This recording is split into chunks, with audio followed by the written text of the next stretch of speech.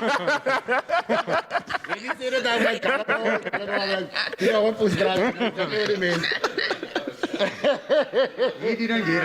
that's what No, it flew over the first time. No, you must skip on a Monday, bro. What's one advice you've gotten that's kept you going through this pandemic? Stop. Just breathe for a moment and stop being inundated from all this information that's coming into you and start taking account of what it is you can control. So much that you can't, and there's no point holding on to it. Is that the question this morning? Yeah. You could have slut that live. On Mondays we wear pink and ballet. It looks nice. What happened this weekend that everybody's coming with you? Coming with you.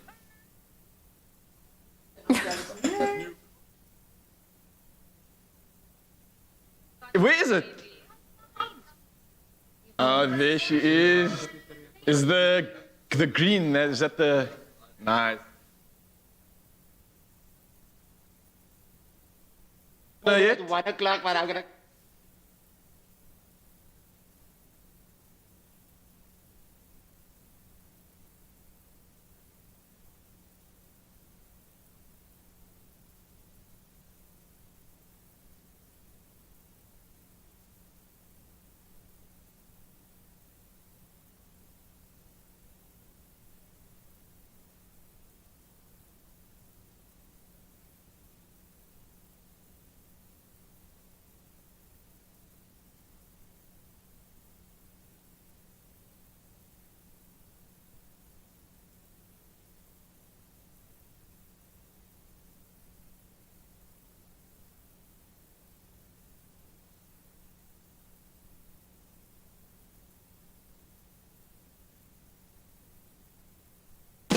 Step into the day with the dawn ringing in my ears. Oh, well, I tune into my TV show. No better way, I gotta get myself into gear. Let's go. Oh, and I feel good today with my wake up in the morning espresso. And I feel good today. It's my feel good breakfast show. All right, stop what you're doing. Stop. Do this.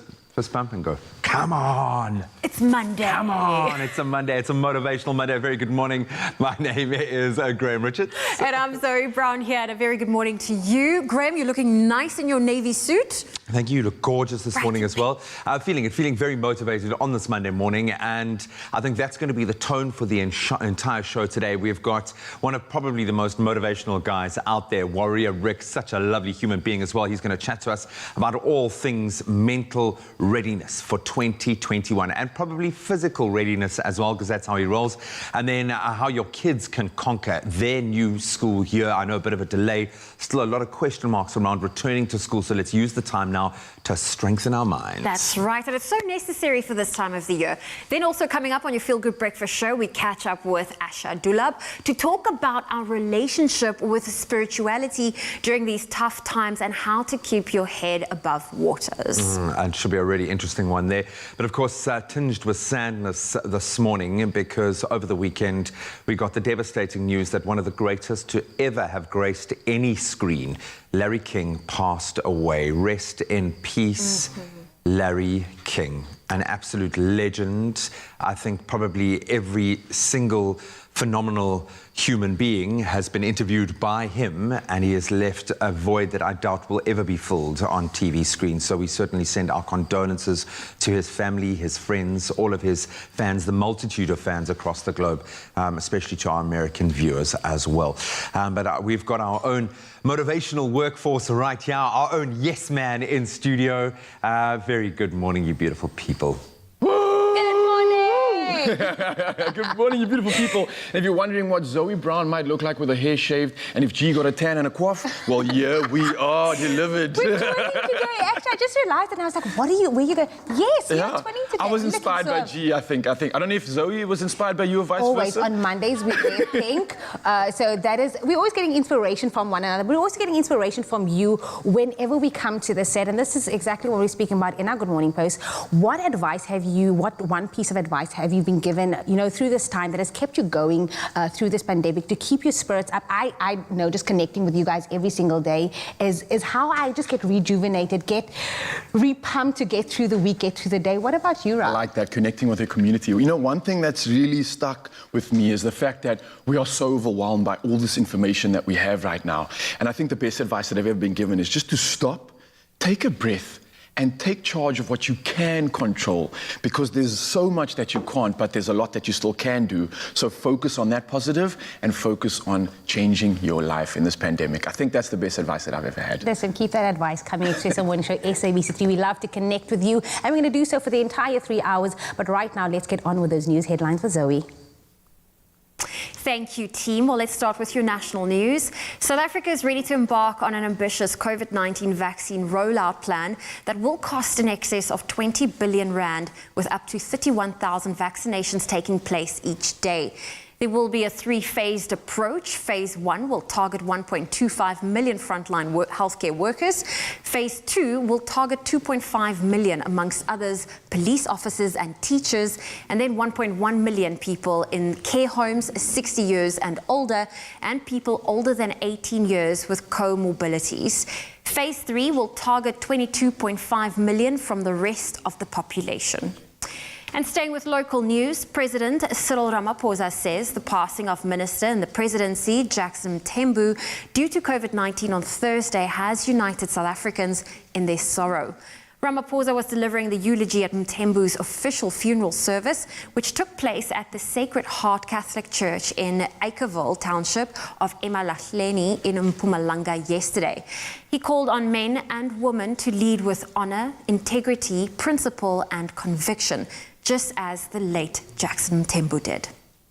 We now move to news abroad. The Biden administration will work closely with Israel on regional security issues and to build on the country's regional normalization agreements with countries such as Sudan, Morocco, the UAE, and Bahrain.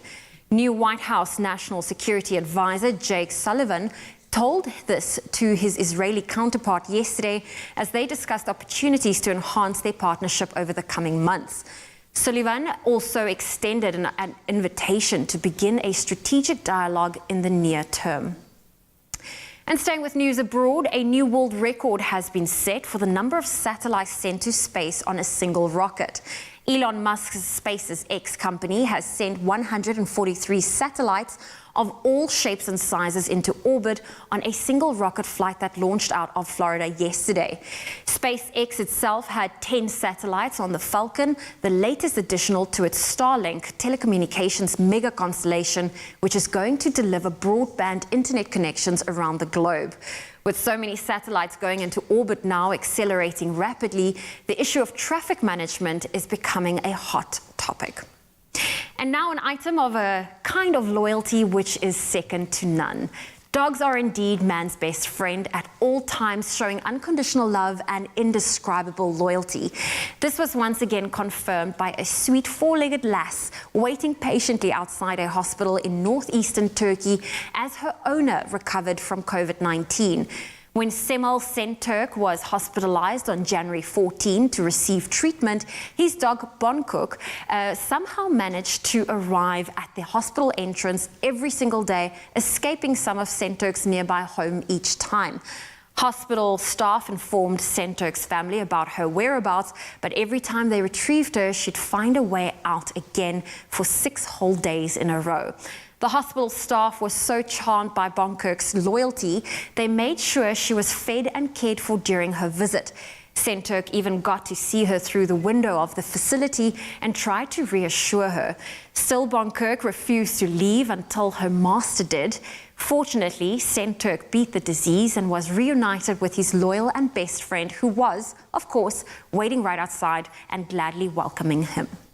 Well, on that happy note, that's where I leave your morning headlines. Let's take a first look at your sport.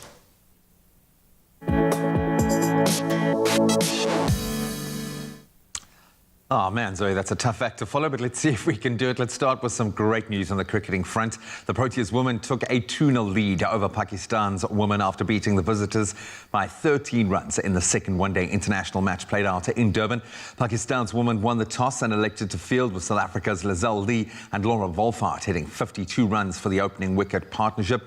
Marizanne Kapp starring with both the bat and the ball as she went on to score her 9th ODI half-century and then took 3 wickets to boot to help South Africa beat Pakistan on Saturday.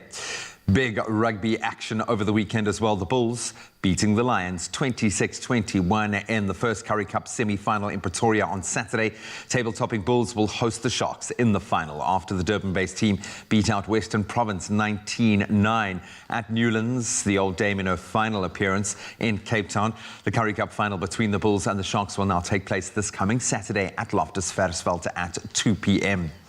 In local footballing action in the Premier Soccer League this weekend, defending champions Mamelodi Sundowns and Swallows, they drew 1 apiece in their top-of-the-table clash. SuperSport United, they were the big winners, moving up to second place on the standings after claiming a 2-0 win over Chakuma. So Golden Arrows suffered their first loss of the season after being beaten 4-2 by Cape Town City. After this weekend, Sundowns do remain on top of the log. SuperSport now move into second place with Swallows in third. All 3 teams level on 27 points, goal difference just separating them at this stage. Then a little further afield, Liverpool suffered yet another defeat. This was after losing to old foes Manchester United in the FA Cup last night. The Red Devils edged out Jurgen Klopp's men 3-2. Bruno Fernandes free kick the difference in the end, and that was in their FA Cup 4th round tie at Old Trafford. Earlier in the week, the Reds were stunned by Burnley 1-0 in the Premier League. Now, the FA Cup results over the weekend. Holders Arsenal were knocked out by Southampton after losing 1-0. Chelsea beat Luton Town 3-1, and Manchester City recorded a 3-1 win over a very spirited Cheltenham Town. And then we have to round off on a tragic note this morning. Springbok women's and Imbokoro strength and conditioning coach Standili has passed away on Saturday at the age of just 42. Sibeko joined the Bok women's team back in 2019 and played an integral part in their preparation for the Rugby Africa Women's Cup and, of course, their local test matches against Spain and Scotland later that season. We send our heartfelt condolences to Sandile's family and his friends and the rugby fraternity over what must be an unbelievably difficult time. That's where we leave our sport for now. Let's touch on the weather.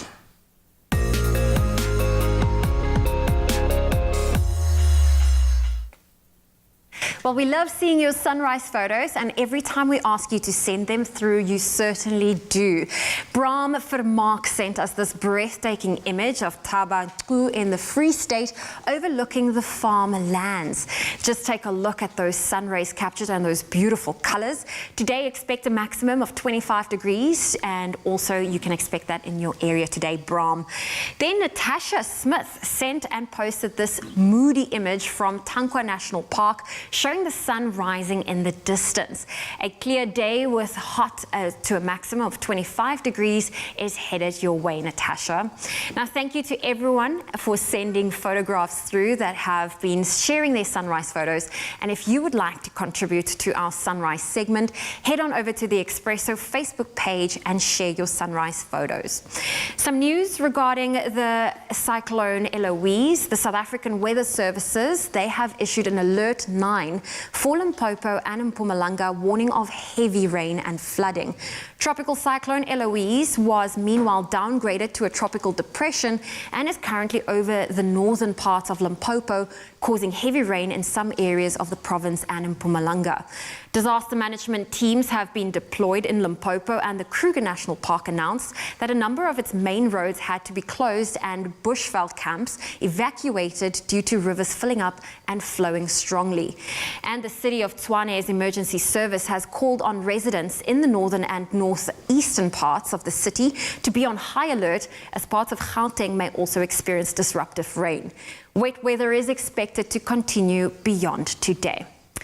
Let's quickly look at your temperatures. If you're in Polokwane, a low of 18 with a high of 23 can be expected. Rain in Mbumbela, a low of 20 with a high of 21.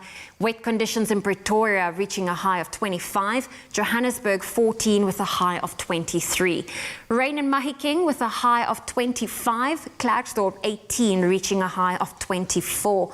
Partly cloudy in Kimberley today reaching a high of 29. Bloemfontein 16 with a high of 25. Richards Bay, wet and rainy conditions with a high of 22. Pietermaritzburg 17 with a high of 18 for today. If you're in Durban, rain can be expected with a high of 23. Mthatha 13 reaching a high of 22. Cloudy conditions in East London 19 with a high of 23. Craddock 16 reaching a high of 33. Port Elizabeth 18 with a high of 25. George sunny reaching a high of 25. If you're in the mother city today, 17's your low, 28 your high. Worcester 14 reaching a high of 36. Sunny conditions in Sutherland 11 reaching a high of 31, and in Uppington expect a low of 24 and a high of 36 degrees Celsius.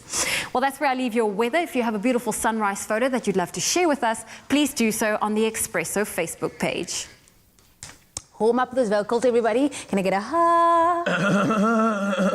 I haven't. Ooh, it's still early in the morning because remember, you at home, tomorrow is the last chance for you to be part of Expresso Karaoke Challenge. Now, tomorrow we have a good news for you because Kutle is leading the pack this week and she's going to be doing Brenda Fassie's I know weekend special. Okay, you were not on warm up when we got to that song. You were like full force in. Yeah, man, but I think after last week, we definitely need to step it up. It was a slight bit of embarrassment, a lot of laughs, but I'm really looking forward to this. And of course, you guys need to send in your videos too, because you could be joining us for karaoke, of course, and it's going to be absolute fun. The number's on the screen right now. That's 071-640-6551. Send it through to us, and you could be joining us tomorrow for a karaoke collaboration. Sing it again. Sing it again. Sing it again. I know we can.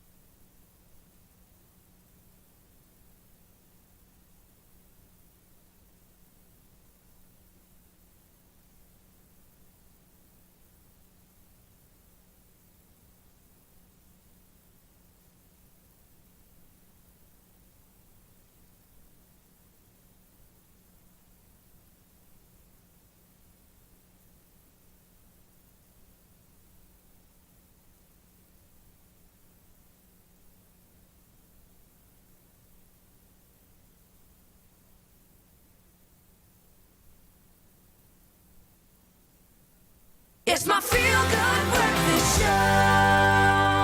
Welcome back, everybody. This is your Feel Good Breakfast Show right here on SABC3. I can still say Happy New Year because we're still in the New Year feel. It's going to be an even happier New Year. Just you wait, it's coming. Absolutely. Every year comes with its own goals and New Year's resolutions, but sometimes we need a little help to accomplish or keep those goals going. Now, this morning, motivational speaker Ricardo Gressel, also known as Warrior Rick, joins us to help prepare our minds for the year ahead on this Motivational Monday. Good morning, sir. How are you? Good morning, good morning, good morning. I am great, and it is a Happy New Year. You're absolutely right. This is my kind of energy, Warrior Rick. I feel like I'm watching one of your live inserts right now at 8 a.m. on Instagram, loving how you're feeding the people, man. But I got to ask you, how does our mental strength and that sort of readiness play into our ability to achieve our goals this year and feed off of all that love you're giving us? Well, mental strength is simply that psychological edge we find, like in athletes, and it's whether you use arrogance or calmness. You've seen them, right? You've seen the arrogance from the loudmouths or the calmness from those daunting athletes who just have that eye of the tiger. But whether it's, the daunting eye of the tiger or calmness or strength of just loudmouths, it really is about that mental toughness. It's the attitude of a person. It's our resilience, our ability to overcome challenges like failed attempts at reaching your goal or a fear due to a lack of resources. A lot of us don't have what other people have. But regardless of what it is, even if it's a complete disruption of our plan like we have now, the global pandemic has been one of the most disruptive events in modern times.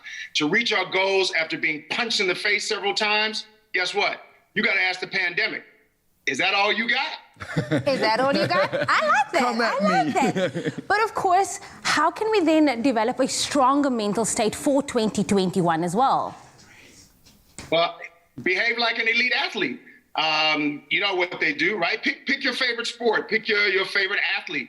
When I think about the GOAT, Michael Jordan in basketball, he said after his preview of The Last Dance, he said, some people are going to say that I wasn't a nice guy or that I was a tyrant. But he says those same people don't know what it is to win. They're not winners. So you've got to do what it takes to make it happen. And the only way you can do that, I suggest, is the purposeful P's, right? So I go around to schools and corporates and I have these different words that I use, but I believe your words are a creative force. So the P's for me are planning, which is fail to plan, right? Because you didn't plan, right? So if you fail to plan, you plan to fail. And practice is a key one. Hard work beats talent when talent doesn't work hard. You rather practice consistently than rely on intensity. Use practice to prepare, right? So if you want to learn what failing looks like, because failing is part of the process, then you rather fail in the practice, and even if you do it in the performance, you can always learn how to make adjustments. The next P is pray. I love this one, right? Whether it's meditation or whether it's intentional thoughts, the now in your prayer should be gratitude for whatever you got. Because no matter what you got, it's what you need. So you got to be grateful that you got what you need. And for your future, just projecting it out there, it's about claiming in faith what you want. Speak what you seek. The next P is to be present. Show up. You are a gift, and you're a present from the universe and a present to someone. Remember, when you show up, you are not only helping yourself, you are helping someone else who needs your encouragement and that mental toughness to be vulnerable even when you show up. Nelson Mandela said that you can never lose. You either win or learn. That should make it easier to just show up and be present. Next one, persevere. Those who are determined and resilient, they get help along the way, right? It's that determination. When you see somebody in the trench, you say, no, I'm not going to let you go down like that. That blood, sweat, and tears, I've been there before. I've got the war wounds. I've got the scratches, the scars. Let me show you how to do this. I can either critique you, give you some constructive criticism, or I can promote you. That's perseverance.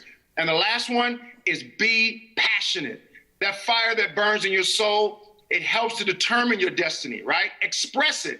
Get lost in your passion in order to find your purpose. If that's not fuel to just make you chase your dreams, then I don't want. And I got to say, Rick, like the fact that just you speaking to us via this conversation right now feels like an inspirational talk. And I think it's something that a lot of us need, especially when we get caught in some bad habits right now, which is often the case. So for you being someone that kind of sees things a little bit differently and sees beyond the dirty habits that we have, what are some of the good ones that we can implement this year? Well, habits are simply things that we do consistently. And obviously you may be motivated by someone, like you said, you can tune in to Warrior Rick on Instagram Live. I can be at an event, and it's still Zoom, it's still, virtual. It can also be your favorite song, that song that pumps you up. You could be enticed by the weather. But what do you do when that person is not around, or the song is over, or it's a cloudy day? You got to count on your own ability to be consistent regardless of external forces, when there's no electricity, no data, no job, right? No friend. Motivation is important, but self-motivation is the best habit you can adopt. The best habit is making your bed with pride. Check me out, y'all. Check me out. Okay. It's often the first task of the day, and it demonstrates gratitude. It's also an expectation that when your day is over, because of a good habit, you'll have a clean, comfortable bed to lie in by the grace of God. Amen. Warrior Rick, we're going to need more of your inspiration, more of this motivation for this Monday. So we're not going to let you go anywhere. But of course, you at home, stay with us as we have some more wisdom coming from Warrior Rick in just a little bit. Very interesting. Some great tips from Warrior Rick. Clem, do you make your bed first thing in the morning? When I do leave the house last, yes. Okay. Otherwise... Whoever gets out of bed last makes the bed. But it's a rule. Never leave the house without the bed being made. Isn't it just funny? Like for me, it's something as if the bed's not made, it feels like the whole house is messy. I agree with you. And it's kind of like a decluttered space, decluttered mind. Well, listen, we are definitely focusing on decluttering the mind. And with it being a new year, while we haven't been able to travel much, Expresso is taking us on a trip around the world with their new world exploration selection of lungo flavors. And where better to start than right here at home in Cape Town. Now today we are making a coffee with some classic South African tastes, and I'm quite excited to try this one out because as you can see here we have the Cape Town flavor, there's the Tokyo flavor, Shanghai, this is the Shanghai and this is the Stockholm flavor. I think it's so exciting though. And then there's Vienna and Buenos Aires as well. Oh, which I the think whole is, world. And then Cape Town featured as well. So we're using the Cape Town one today, and we're gonna go with an apricot jam and ginger infused coffee. Sounds different, but the notes on the Cape Town one have a little bit of a cereal note, and then it's very, very intense. It's actually number 10 on the intensity scale, which goes really well with it needs that sweetness. Okay. And we use apricot jam in so many things like malva pudding and our bride snook, and the flavor notes of the apricot jam go so well with the coffee, and I love that. I've never tried this combination before. Me too. And as South Africans, we love adding sugar and milk to our coffees. I know people abroad prefer maybe their Nespresso or their espresso quite like pitch black, but we love the sweetness and the milk just to ease it up. So I'm taking it from the jam, we get our sweetness, and from the cream, we get our milk. Exactly. So it depends on how sweet you like your coffee. Okay. You can either go with like a generous spoon of the apricot jam. Do you drink sweet coffee? No. I like my coffee black, no sugar. Okay. I'm I like a hint of sweetness. A hint of sweetness? Yeah. Yeah, okay, cool, I feel you. Okay, so apricot jam goes to the bottom, and if it's not soft, it's fine. Okay. Because when the coffee hits it, it's gonna kind of melt and infuse. So the original recipe said I add my cream at the end, but I kind of want to infuse the cream in the coffee as it pours through. Okay. And we got like nice, stiff whipped cream. Ooh, look at that. I want to be generous with it. Be generous, it's Monday morning. It is Monday. I want to say we all need a break after the weekend, but wasn't the weekend the break? It was just the weekend, but sometimes if you've had a busy weekend, you need to start off with a very generous helping of cream in your coffee. I've now become a person that needs a coffee in the morning. Like, it's a new 2021 thing. Okay, like, well, I'll make one for you. Without a coffee. So, Zoe, I'm going to ask you to make the coffee. There we go. So, of course, we're going to add our Cape Town capsule. There we go. Simply add it. You're winning. And we want a lungo. There we go. So that sound is also like become like the day has started when I hear that. The day has started. There we go. And I like coffees that's like visually appealing. I know I like my coffee black, but when you see the layers of flavors inside your coffee, I absolutely love that. Look at that. I actually think it's better to add the cream Yes. and everything first instead of topping it up and then you're not sure if it's Looks like a Cape Town latte. This is a Cape Town latte. This I love is it. Clem's Cape Town latte. Cool. Are you ready for the next step? There we go. What is the next step? A little bit of ginger, and it's ground ginger. There we go. This is going to kind of add a little bit of like, a little bit of heat to it actually, because when the ginger's got a little bit of like that intense heat. Not like a chili burn, it's like a gentle that hum. spiciness, Yeah. that's also quite refreshing. Look at that. I love that you can actually see the layers. I see what you're talking about. And then what you got to try and do is make sure you get most of the ginger in the cup and not all over the table. But it's I think okay. I've done well. And then you should serve it with a beautiful like long spoon, but that's amazing. And again, you see, like you said, that, those layers at the bottom. Yeah. So as it warms through, I would serve it like that to my guests, my guests at home, my one guest. And then as it warms through, then give it a stir and then give it a sip. I think it's quite nice using the apricot jam instead of the honey, because some people like honey in their coffee. Yes. This is a good one. I also think so, but I've never tried putting apricot jam or any jam for that matter in my coffee. You want to try it? I would love to try it. So I obviously have to stir it and There get you go. everything Go mixed. for it. So, because I want to get that apricot feeling and taste. There we go. You know what? I would actually make it like this and then add a few ice cubes to it, seeing as it's going to be 30 degrees today, and then make like a chilled Cape latte. The Cape latte. Okay, I'm going to. Ooh, it looks creamy. Ooh, it looks very creamy. It's very nice. You do get that apricot feeling coming through, and I can taste the cereal notes you were talking about Yeah. from the Cape Town capsule. This is a winning combo. Thank you. This is a winning Thank you to Expresso. combo. It's their recipe. Thank I you. love My it. mouth, This is that's good. always the thing I worry about when there's cream in the coffee. Like, is the mouth clean? You got a little bit, yeah. I'm not going to fall. I'm not going to fall for that one. Clem, thank you so much for showing us this delicious recipe. And remember, you stand the chance to win an incredible Nespresso bundle that consists of the Pixie Machine bundle, 10 sleeves of coffee, Origin mugs, aprons, and a special edition of the Karen Dash pen worth more than 5,600 Rand. Simply reply to the competition post on Expresso's Facebook or Twitter page and tell us, what are you doing differently to live more sustainably this year? Remember to include the hashtag Nespresso Expresso, and the competition closes on Thursday, the 28th of January at noon. Those T's and C's are available, and you can find them on our website, expressoshow.com. We chose some of the world's rarest local coffee crafts and refined them to create 5 distinct new tastes. After all, we are the choices we make.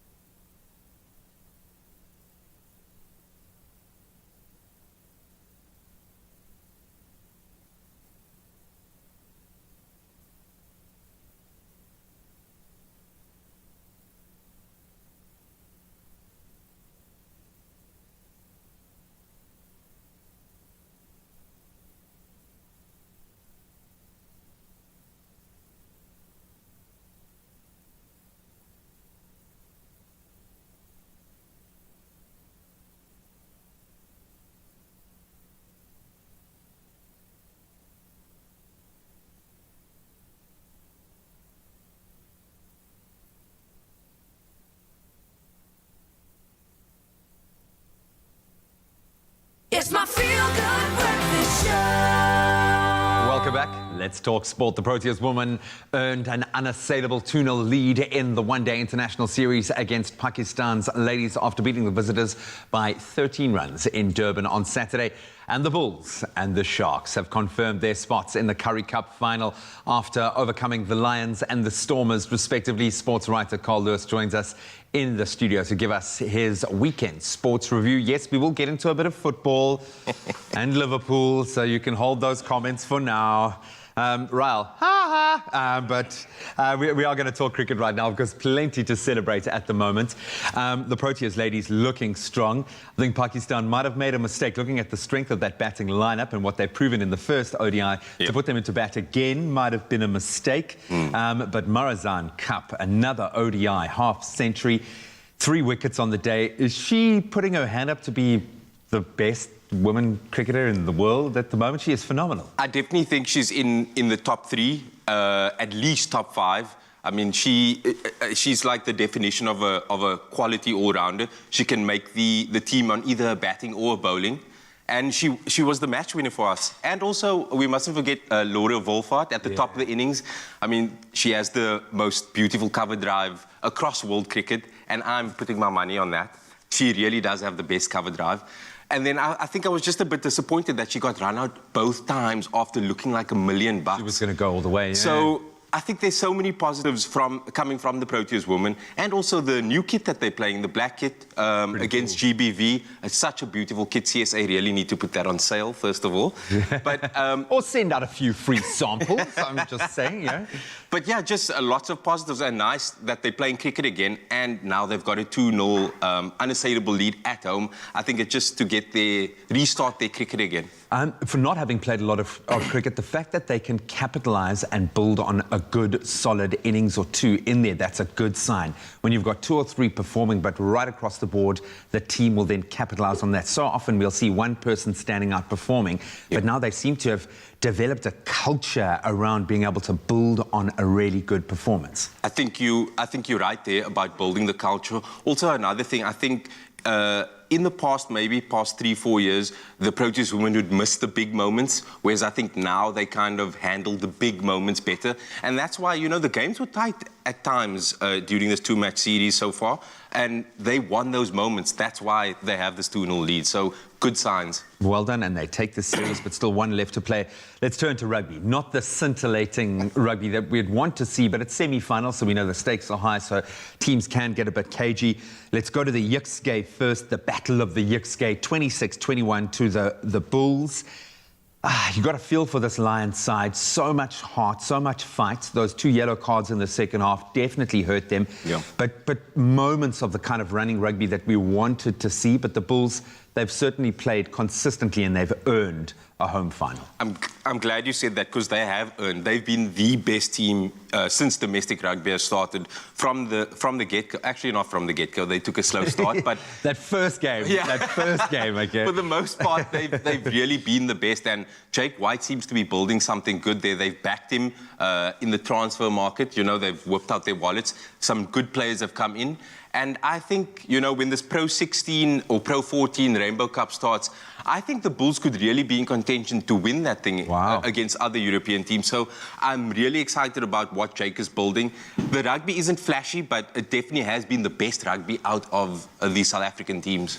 We wanted to give the grand old dame her fitting farewell. I think we would have loved a finale to be able to do that, but it's not meant to be. The Sharks come with the man, come with the moment. Young Kerwin Bosch has really taken ownership of that number 10 berth. When you've got a guy who can kick it from pretty much anywhere on the field, and that was ultimately the difference here. Not a great performance. The Sharks, they were able to control the line-outs. I thought their kind of counter-rucking in those mauls absolutely superb. What did you make of that, Semi? Just on Kerwin Bosch, to kick a 60-meter penalty at sea level is just mind-blowing. So, and the sound, that thump off is good. So he's really developing now, and the Sharks have backed him. We spoke off camera how the Sharks are backing him, and you can see he's maturing in front of our eyes. guys. But I think just with the whole match in Western Province performance, it's kind of indicative around the sentiment around Western Province rugby at the moment. You know, the Western Province isn't run well. The union's not in a good place financially. And you can just see that spill over onto the field. You can't measure it, it's intangible, but it's quite clear that something's just not right with Western Province rugby, and there hasn't been really much to cling on to this whole season. Like, oh yes, let's get excited about Western Province because they're doing this well. Because they haven't, and they have all these Springboks. So it's very disappointing how they've kind of petered away, to be honest. Well, it's the end of an era and they have the opportunity to rebuild once again. I took a ride past Newland Stadium just to bid my farewell yesterday. An end of a golden era, we've got to say to all of the Western Province rugby fans, the Stormers fans. We certainly wish you well on the next phase of your journey. We want you to stay tuned to your Feel Good Breakfast show as sports writer Carl Lewis will be back to talk us through the football. I'd love to say all of the football, but we're probably going to be focusing on Liverpool and Man United. Stick around. Oh, I know G's going to love that conversation, so I'll just keep quiet when that does come through. But thank you, boys, so much for sharing some of the magic that happened this weekend, and we will be back for some more, but let's get into something fun right now. So it's Monday, of course, and we're starting off a brand new week and a brand new opportunity to hit those fitness goals, yes. Although we are sitting on chairs, we are doing fitness. Now, if you're starting off strong, you will end off strong. And this morning, I'll be taking you through a power workout that you can do from the comfort of your home, from the comfort of your couch, or even behind your desk, and we're focusing on arms and abs today. Ladies, are you ready? I am ready. So you're basically saying there's no excuse. Literally There's no excuse. Whether you're in the office and you just have 5 minutes, this workout's going to be perfect for you. Whether you've got 15 minutes, you can capitalize on that and replicate this for the entire session. Your arms, ladies, they're going to feel so jacked after this. We're talking about toning. And of course, when do I ever leave out the core, right? True. We all can't do without more of that. So everything that we do and everything that we're doing today especially is all about that functionality and that timing. So Zoe, I know you especially jumping through radio and everything else, you need to capitalize on your time. I do. I try and squeeze in a workout where I can. Yeah, okay, I love this. And Jamie, you're going to love the strength component of this because I just see you making all kinds of gains. So let's try and get into the first one. So it's a tricep dip traditionally, but we're going to step it up with a core element as well, all right? So first things first, we want to make sure that the ditches of our elbows, all right? So that's the little inside part of our elbow, and that's the outside part. So we'll call this the ditches. We want to keep the ditches facing in front of us. Okay. That means your elbows are pointing behind you. Step number one, all right? You guys at home, make sure you're doing the same thing. Ditches are facing in front. Now what we're going to do, our legs are at 90 degrees, and we're going to lower our glutes all the way to the floor, and let's keep lowering it, and you'll feel a little bit of a strain in that shoulder and that tricep. Now we're coming all the way straight back up. Squeeze that tricep, lock that arm, keep your stability in your core, and now you're going to touch your opposite toe with the opposite foot. This is where the stability comes in. Lovely stuff, ladies, and then straight back down, and now we're going to repeat that. So go down for a tricep dip, squeeze those triceps, now keep those ditches facing out, and then toe tap. And then, as you notice, everything here that we're doing, guys, it's slow, it's controlled. We're forcing the core to be stimulated, we're forcing the stabilizers, and we're forcing the strength component of this workout. We do a lot of cardio, which we benefit from a lot, but this strength gain is also going to burn tons and tons of calories. How are we feeling over there? Feeling good. I like the fact that you guys are keeping your core engaged. I like the fact that we're not shaking around. You guys at home, you definitely might find yourself in an interesting situation, but that's good. That means we're working on those weaknesses. All right, let's go to the upper body again. So we've just done the triceps and we've obviously just hit the core. Now we're going to work a little bit of this front shoulder over here. And this is where, again, position of your arm is so important. So again, I want to make sure you got your fingers facing the front of the chair, not behind. Step number one. Number two, again, we're going to get those ditches to face the front, not the side. So we don't want to come down with our elbows pointing and flaring outwards. We want to keep our elbows facing back. What that's going to do, it's going to further emphasize the arms, the triceps, and these anterior delts as well. All right. So in this push-up position, we want to remain with a nice neutral spine so you can get your legs just a little bit further back. Let's get this chair going forward. So guys, we are using slippery chairs in the studio right now, so make sure you don't do the same as ours. Do it on a rug. Do it on a rug, because we might go, but let's just see how this goes. Right, so I got my fingers in front. We're going for a tricep push-up now, so keep those elbows close to your ribs and go all the way down. Make sure that chair doesn't pop up. And now, as we're coming up, ladies, lift the outside leg and get it all the way to the elbow, and then go back to your restart. Beautiful stuff. Let's go down again, nice and slow. Keep those elbows pointing up. Eccentric, eccentric load. I almost went. And then lift that leg straight back up. Let's go for one more, showing them Zanzi. I'm getting nervous here. On live TV. And then lift that leg straight back up. And the beautiful part about this workout, guys, is that that instability is welcomed. The fact that the chair might be moving around means you need to further emphasize your core and keep those stabilizers working, which is absolutely brilliant. Let's finish off with my my last and final workout, which I absolutely love. This involves core, which everybody loves. So you're going to sit your glutes just off the edge of the chair, all right? Try not to lean on the backrest of the chair, so you're supporting yourself and your upper body with your core predominantly. Step number 2, we're going to activate those adductors. So we're lifting the legs up in the air and we're holding a plank as we are right now. How are you feeling? This is difficult. So this is level 1. You guys at home, you can hold this for 30 to 45 seconds with a 15-second break. If you're feeling up to it, like these extra strong ladies next to me, you can do the following. All right, so get your hands up to your ears and let's start doing some reps. So knees to elbows. There we go, ladies. Are we doing this fast or are we doing this control? So everything's about the control. We don't want to speed up our strength movement. We want to really isolate everything that we are stimulating. And I promise you guys, 5 minutes of this and your day is absolutely done. You've burnt those calories. And if you've got an extra 50 minutes, go for 3 rounds in total. How are we feeling? Feeling good. I'm just so glad you didn't make us sweat too much. Too much? I'm sweating over here. I felt that one. I don't know about you guys. I'm clearly behind. New abs, who this? That's all I'm saying. That's how you start your Monday, people. Hope you're getting involved. Stick around for some more magic, and we'll see you later.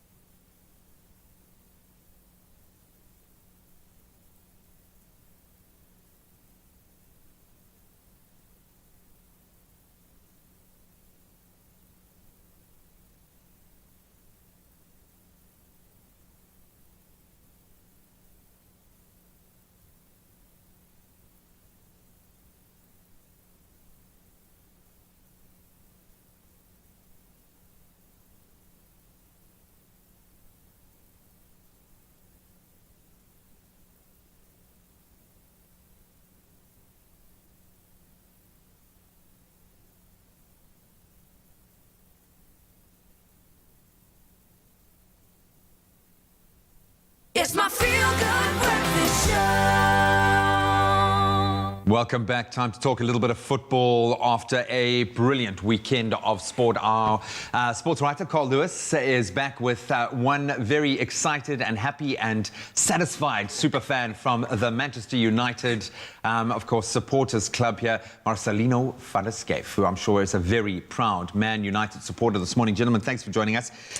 Before we touch on FA Cup, let's quickly talk about local football, because it was an opportunity, I think, the biggest opportunity for Swallows, really, to to bed down a position, get out on top. They've had a fantastic season. They drew 1-1 with Sundowns. Should they see that as a mini victory, the fact that they could hold Sundowns? Absolutely. I mean, we mustn't forget that they are still a promoted team, and to be on level point with Sundowns, who have infinitely more money than them, is huge. And the fact that they got a late equalizer just shows you the mentality of the side. It's not the first time they've done this. So, and the coach, I just want to touch on the coach quickly of Swallows. He's very innovative and one of South Africa's brightest young coaches. His tactics are very creative and very interesting to watch. So, yeah. I would say the big winners over the weekend, Cape Town City 4-2 over Golden Arrows, who haven't lost the season. Let's be clear about that. Great performance there. SuperSport United, though, they go level on top, but I think they are now sitting second on the spot with their 2-0 winner over Chakuma. So some great local footballing action, getting really interesting at the top, which we love. But let's hop across the pond now. Let's talk about FA Cup action and some of the Premier League results. One of the Premier League results that really stood out for me, Southampton have become one of my favourite teams. What Hassan Hüttl is doing in that side, what Danny Ings is doing as a striker that should be in, I don't want to say the twilight of his career, but he's certainly getting on in years. Brilliant performance. The Gunners could have done without that loss. Yeah, definitely. I like you said, Ralph, who's Hassan Hüttl, we spoke about creative coaches. He's one of the most fascinating and interesting coaches to watch in the Premier League. And the Southampton side, I mean, they've racking up big victories quite often now. And yeah, I think Arsenal, too inconsistent. You'd expect them to maybe get through in a tie like that, but they can't even win those. So it's really an interesting time for Arsenal. That's what I'll say. Arteta's under the quash, man. Yeah. But look, they have improved. We'll give them that. The big one, we'll call it a replay of the Derby encounter. This time we forced a result because it was the FA Cup and there are no replays. Marcelino, 3-2. How long are you going to remember this result? What does this mean for the Manchester United Supporters Club? Yeah. I think United are back. I think it's safe to say Manchester United are back. The game last week was a bit of a stalemate and really boring to watch from both sides. Yeah. And then, like you say, there had to be a winner this time round. Not everyone was happy with the starting lineup, but then again, the games are coming in thick and fast, you know? So you need to give the players a break. I mean, some people would have started with Bailey at the back instead of Lindelof. Fred has become a household favourite. Yeah. Obviously, Bruno wants to play every single minute for Manchester United, but you need to rest, you know, and with the kilometres that he's covering per game, I'm thinking maybe 9 to 10 kilometres a game, and 2 games a week is a lot, you know? It is a huge amount. Can we just elaborate on Bruno Fernandes here, a player that's never played this level of football before? He's come into it and found his feet in the Premier League like very few players that we've seen. I would say Thiago is probably one of the few that kind of match that, hitting the ground running. How important is he to the setup? Extremely important. We never really had a playmaker for a while. If you look at Paul Pogba, he left United, he came back. He plays a bit of more of a deeper role at times because he's a tall frame, you know. Yeah. So when you're moving a bit, when you're moving up front behind the strikers, you need to be quick thinking. You need to think quick on your feet. And Bruno didn't have that guy that can play the 1-2 with him. I remember one game, Mata joined him, and the Portuguese, the Spanish combination worked just fine. They played 1-2s all over the pitch. But one thing about Bruno is, before he gets the ball, he already knows what he's going to do with it. Yeah. So that's a talent on its own, yeah. Quickly rounding up, is this the death knell for Liverpool? Are they still title contenders because it's back up against Spurs now coming back? And are they just injury-ridden? What's going on? There's obviously something wrong there. I think it would be foolish for us to write Liverpool off immediately. They are the champions. I just find it crazy that they're not willing to sign a centre-back, even an emergency loan. You know, their young centre-back, Reece Williams, he messed up yesterday for Rashford's goal. It wasn't his best game. So I think they're crying out for a centre-back because all their big centre-backs are injured. So I think that's what they need to sort out. But I don't think we can write off Liverpool just yet. I really don't think we can. No, I agree with you. And look, when it comes to bringing someone in on loan, it costs the club money, you know. And someone like Jurgen Klopp, I don't think he wants to spend all that money because once Van Dijk and everyone else comes back, the guy's just going to be on the bench. It's an unnecessary salary. The owners are, but a bit stum. But look, Liverpool still look good in that second half. They certainly had the fighting spirit. And let's, again, be honest here. The difference was a superb free kick from Bruno Fernandes, one of the best that we'll ever see. So we are sending commiserations to all of our Liverpool fans out there, and huge kudos to our Manchester United fans. Thank you so much for joining us this morning, Carl. You as well. You can let us know, are you a super fan? We might invite you onto the couch. Well, we also want to invite you to send in your birthday videos. Now, we are calling all of those who are celebrating their birthday in Mzansi. So whether it's you or a loved one celebrating your birthday today, then we have a very cool competition for you. All you need to do is send in a video, a birthday video of you either dancing or singing, and you could win a 500 Rand online voucher. Would you sing or dance if you send a video? Dance, definitely not sing. Because dancing's horrible too. Well, check it out. So Rachel Khaleesi recently celebrated her birthday last week, and this is the video Sia took for her to take a look. Check it out.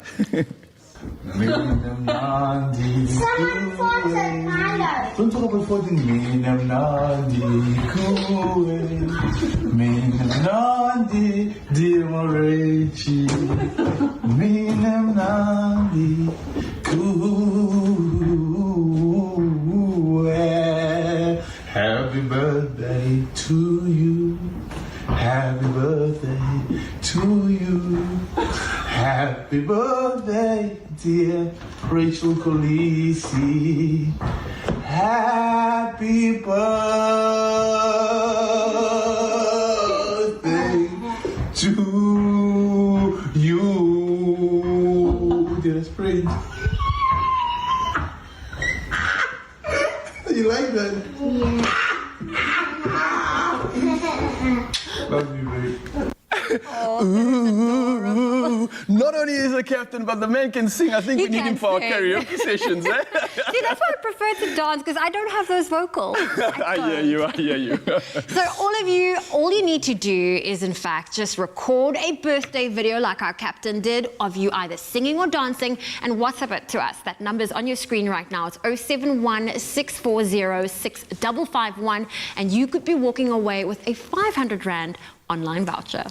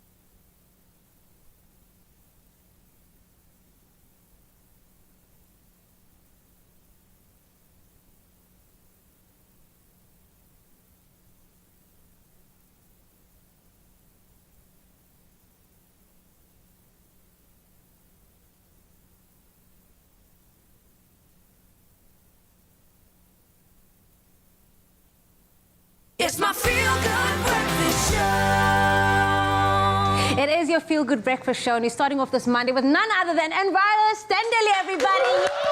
Yes! Your eyes are not deceiving you. She is set and ready for Gospel Mondays. But first, we need to get into those news headlines. It's shortly before 7 o'clock. Let's touch on your national headlines. A joint initiative by medical associations is currently underway to get GPs to register themselves on a central database. This as the country prepares to vaccinate healthcare workers against COVID-19, and it's still unknown how many doctors in private practice need to be inoculated. Currently, only around 1,800 doctors in private practice have signed up to the Vaccines for Healthcare Workers initiative. Some 10,000 GPs in private practice are registered with various medical associations. And staying with local news, South Africa is ready to embark on an ambitious COVID-19 vaccine rollout plan that will cost in excess of 20 billion rand, with up to 31,000 vaccinations taking place each day. There will be a three-phased approach. Phase 1 will target 1.25 million frontline healthcare workers. Phase 2 will target 2.5 million, amongst others police officers and teachers, and then 1.1 million people in the care homes, 60 years and older, and people older than 18 years with comorbidities. Phase 3 will target 22.5 million from the rest of the population. Now moving to international news, the Kremlin yesterday accused the United States of interfering in Russia's domestic affairs and downplayed the scale of the weekend's protests when tens of thousands rallied in support of jailed opposition politician Alexei Navalny. More than 3,500 demonstrators were detained in protests across the country, with several injured in clashes with police in Moscow following Navalny's call to rally against President Vladimir Putin's 20-year rule. The West has wildly condemned the harsh tactics used against demonstrators, with French Foreign Minister also saying it was a slide towards dictatorship. And staying with news abroad, the Biden administration in the US will work closely with Israel on regional security issues to build on the country's regional normalization agreements with countries such as Sudan, Morocco, the UAE, and Bahrain.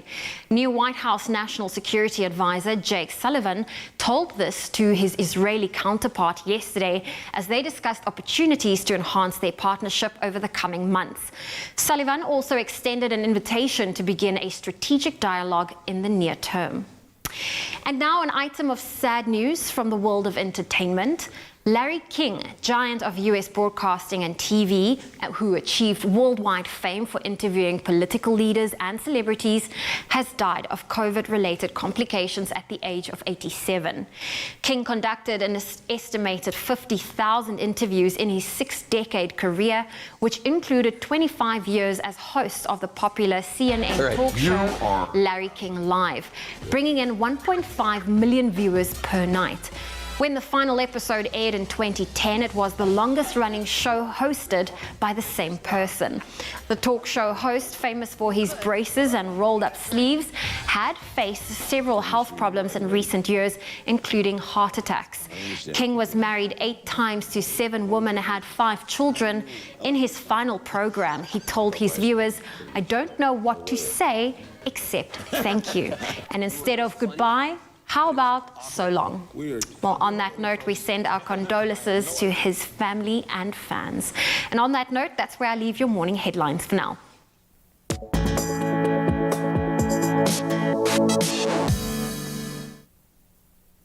Well, let's get into your weather. Our viewers have certainly upped their game with sunrise pictures sent in because we've been spoiled for choice this morning. We start off this weather report with this image submitted by Suzette Kuhn from Jeffreys Bay, showing off the contrasting skyline with the sun trying to make its way through the clouds. Today's weather will be pleasant, hitting a maximum of 23 degrees, and the wind is expected to pick up this afternoon with gusts of up to 50 kilometers an hour forecasted. Now, hold on to your hats and masks and make sure you don't wear a dress today. And then one of our regular contributors, Louise G. Cherry, sent us this stunning sunrise in Alberton. How beautiful are these colors? Now, the high in your area is expected to be a mild 22 degrees, as well as a 55% chance of rain forecasted for today. And that's due to the tropical rainstorm, which has seen Cyclone Eloise downgraded to a tropical depression. Well, we just want to say thank you to all of our viewers that have been sending through their sunrise photos. And if you would love to be part of all of the excitement, do continue to share with us on the Expresso Facebook page.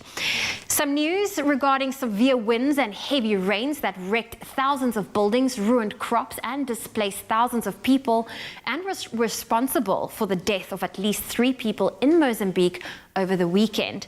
That is tropical cyclone Eloise, who hit Mozambique's Sofala coastal province on Saturday morning before weakening and heading inland to dump rain on Zimbabwe, Eswatini, and South Africa. Eloise struck near the port city of Beira with wind speeds of around 140 kilometers and dumping 250 millimeters of rain in 24 hours. It ruined 136,755 hectares of crops, destroyed 9 schools, and damaged about 17 other schools and 11 hospitals.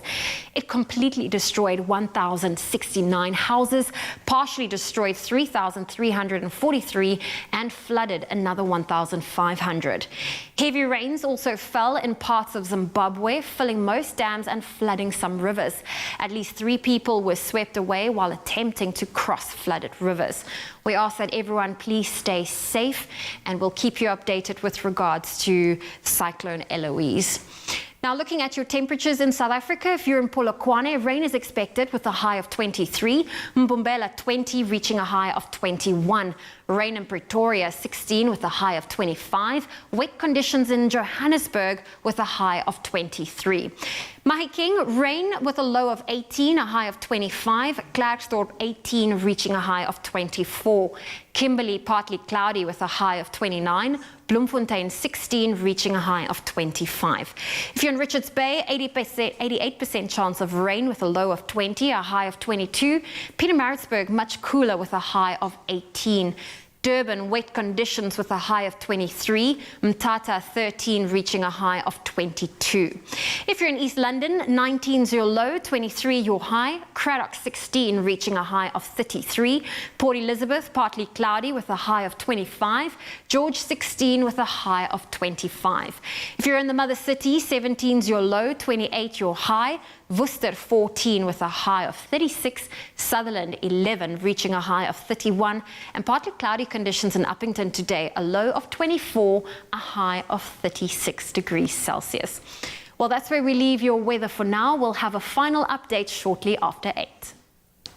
Thank you so much for that update, Zoe. But it has been 4 years since the video of South African sensationalist singer Elvira Standelly first hit the stage. Now with over 1.2 million views, Elvira singing Paradise Road. I think we should take a trip down memory lane to see where it all started.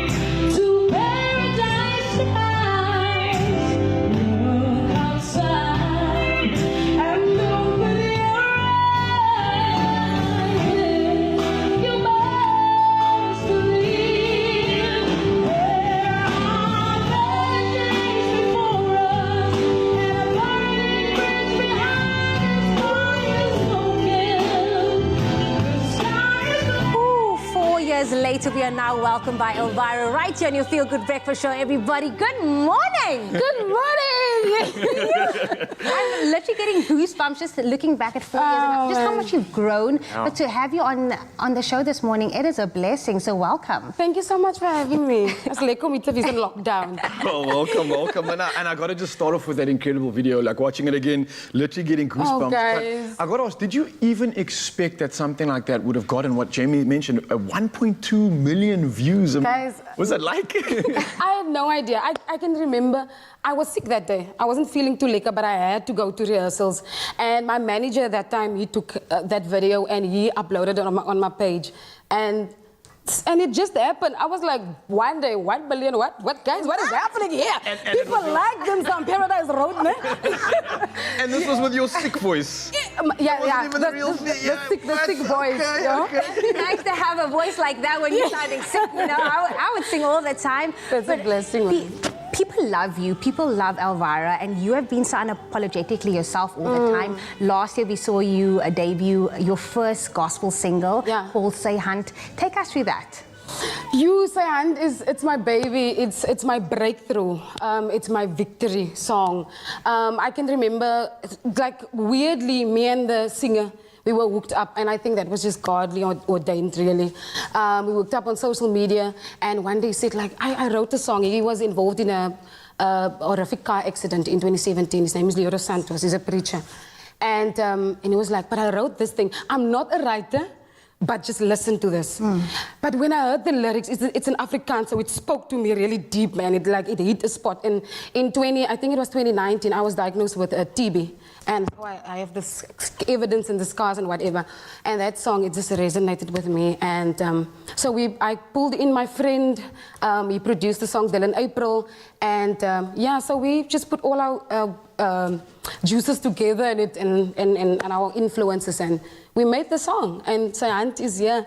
And people received it so well, man. And it was my breakthrough into the gospel music industry.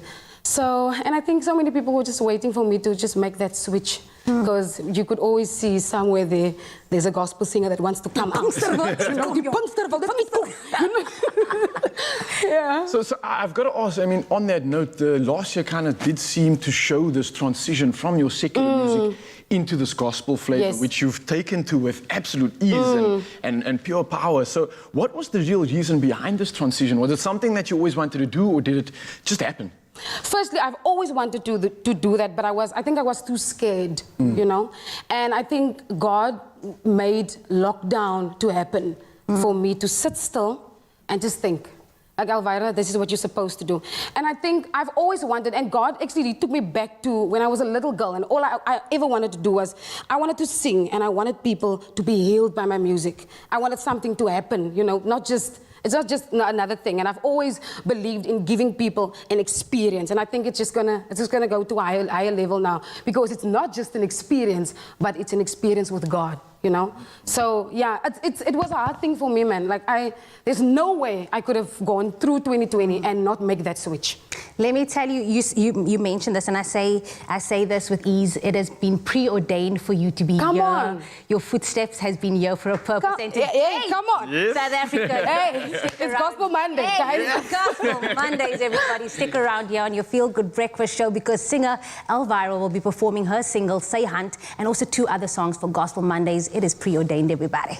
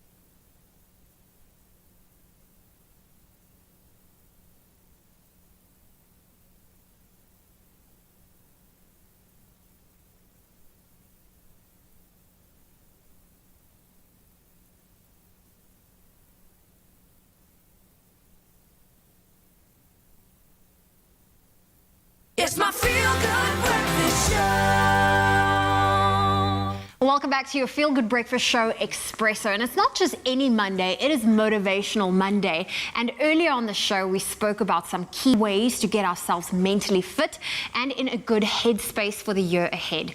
We now look to the youngsters, the youth, as schools will be reopening in mid-February. Now, we are back with motivational speaker, Warrior Rick, aka Ricardo Gressel, joining us again. Good morning, Warrior Rick.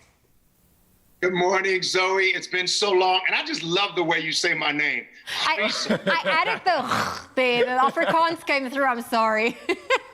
No, you don't have to apologize. I'm in South Africa. What would you expect? Oh, well, I've South Africanized your surname, but it's always so good to catch up with you. Listen, Warrior Rick, I obviously chatted to you earlier with Jamie, and man, just hearing you just preach just a few bits of wisdom got us so inspired.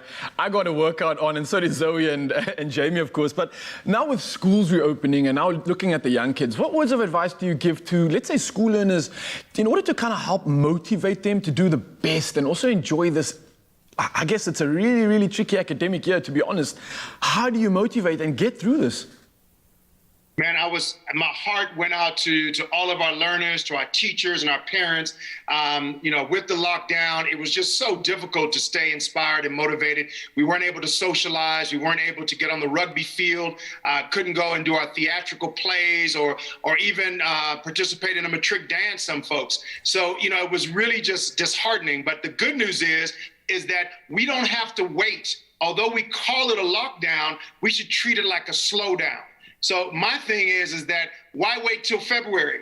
There are some things you can do now in preparation. You don't have to rush, right? Use patience, right? And let patience have her perfect work, but engage with your friends, your family, your teammates, your co-actors if you're a theatrical player or your student government folks, and compete with each other. Talk about news and affairs of today. Watch the Expresso show and learn, how things are changing in the world. Think about how you doing rugby moves out in your backyard and challenge some guys to some cone work. I mean, there's so much you can do. And with technology in the fourth industrial revolution, it's here. We got to take advantage of the virtual opportunity to be our best. Oh, Warrior Rick, I can just listen to you every single day because you're giving us the motivation that we need. And we know that you are also passionate not only about mental health, but the physical health as well.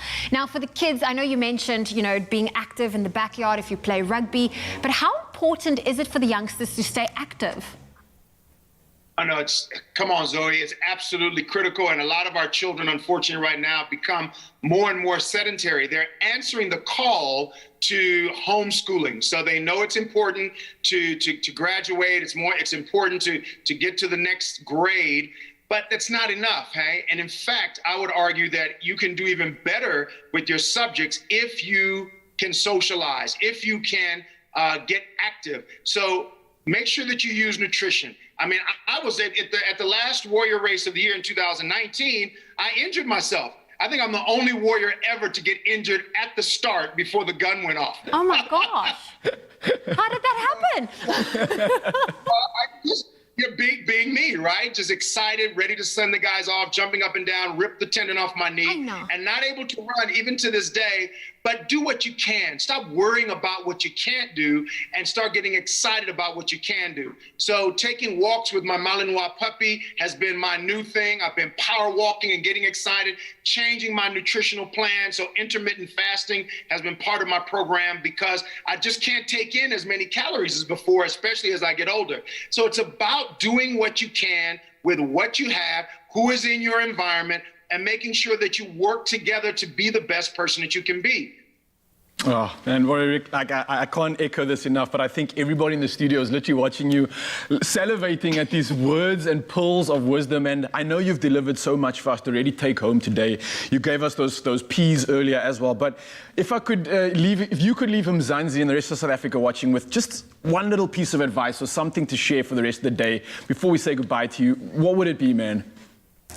Well, first of all, it's never goodbye. You can see I'm back. It's always see you later. Watch yourself. I like that. I like that. I like that. I got you. I like that. I'll see you later.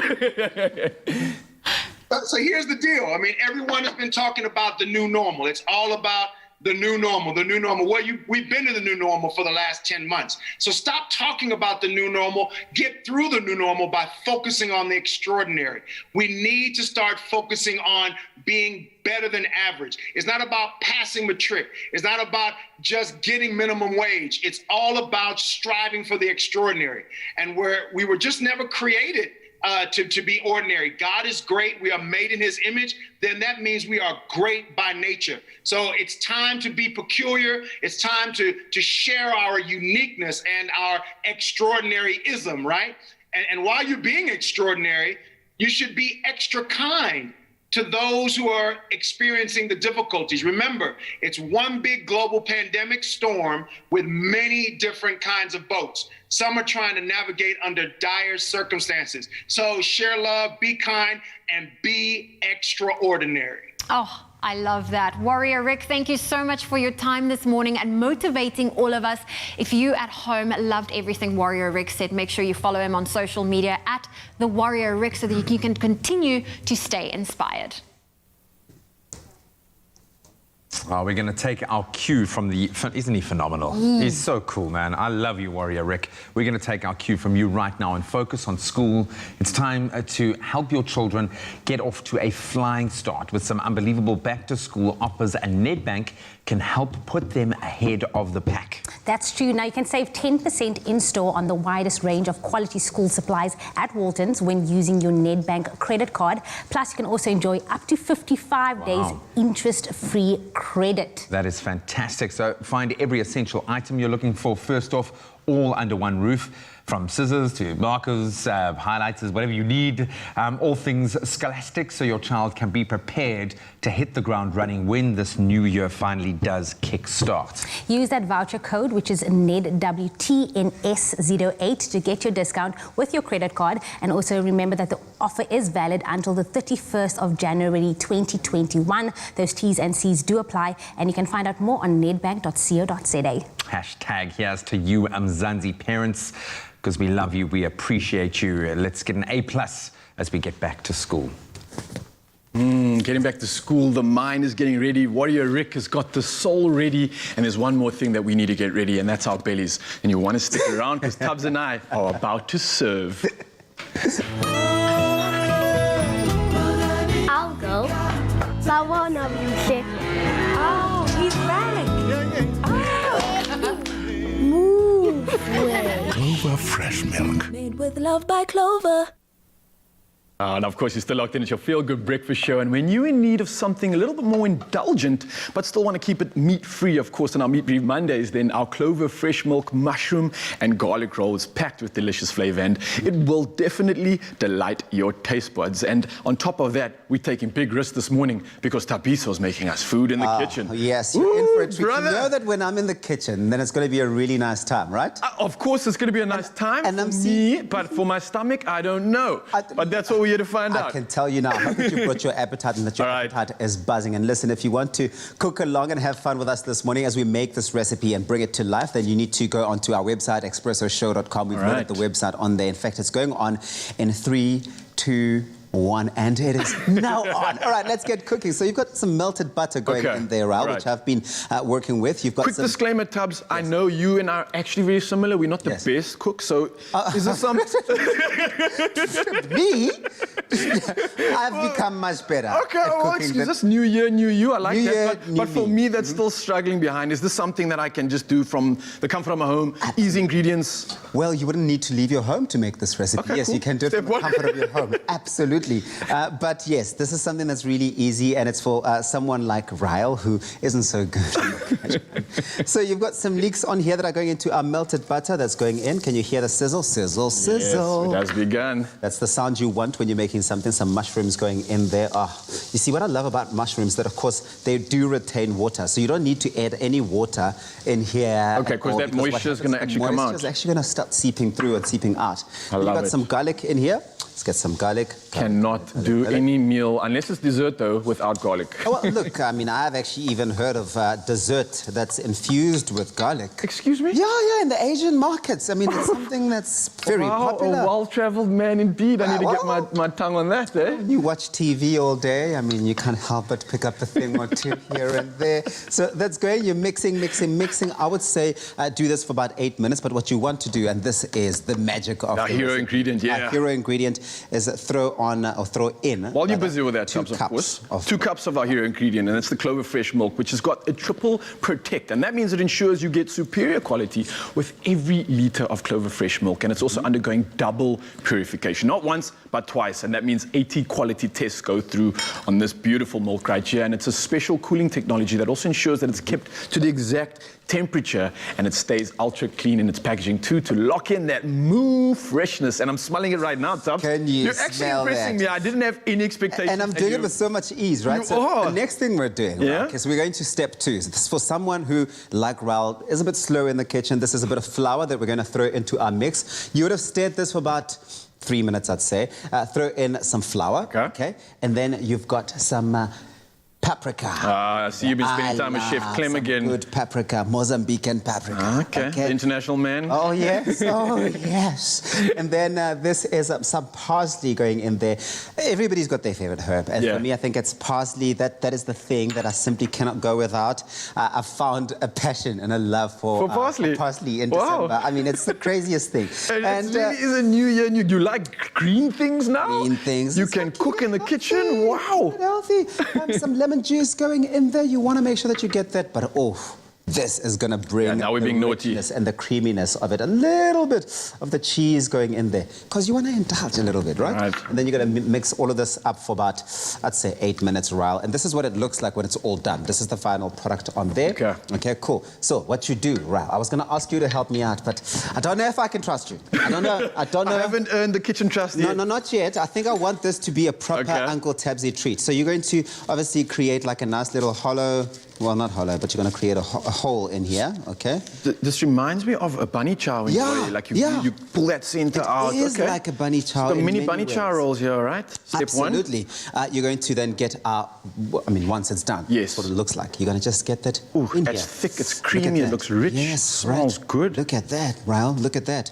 I mean, do you know any other uncle in the world that would do this for you? There's only one uncle in our business that can do this. There's really only Uncle one. Tabsy. And it's me, Uncle Tabsy. Say it with me now. Uncle Tabsy. There we go. Sweet, that's going in there. And then, Raul, you want to make sure that you top it off by throwing some more cheese. Because we want this to be rich. We want this to be rich and indulgent. This is when you really have had like a long day and you just can't wait to get home to just go home. Okay? I think after a day like today, when we worked out in the studio and we're doing so much, this is actually the perfect treat. Not only is it a meal, but it's vegan-free, not vegan-free, meat-free as well. Meat-free. Bring it on. All right, so is this, what happens next? Then you're going to throw it into the oven for a couple of minutes. This is the end product. Raul, this is what it looks like when you've done all of that. You heard it first here, and there's only one man that can do it, and that's our Uncle Tabsy. Thank you so much. A beautiful, delicious, meat-free Monday meal. And you got it here first.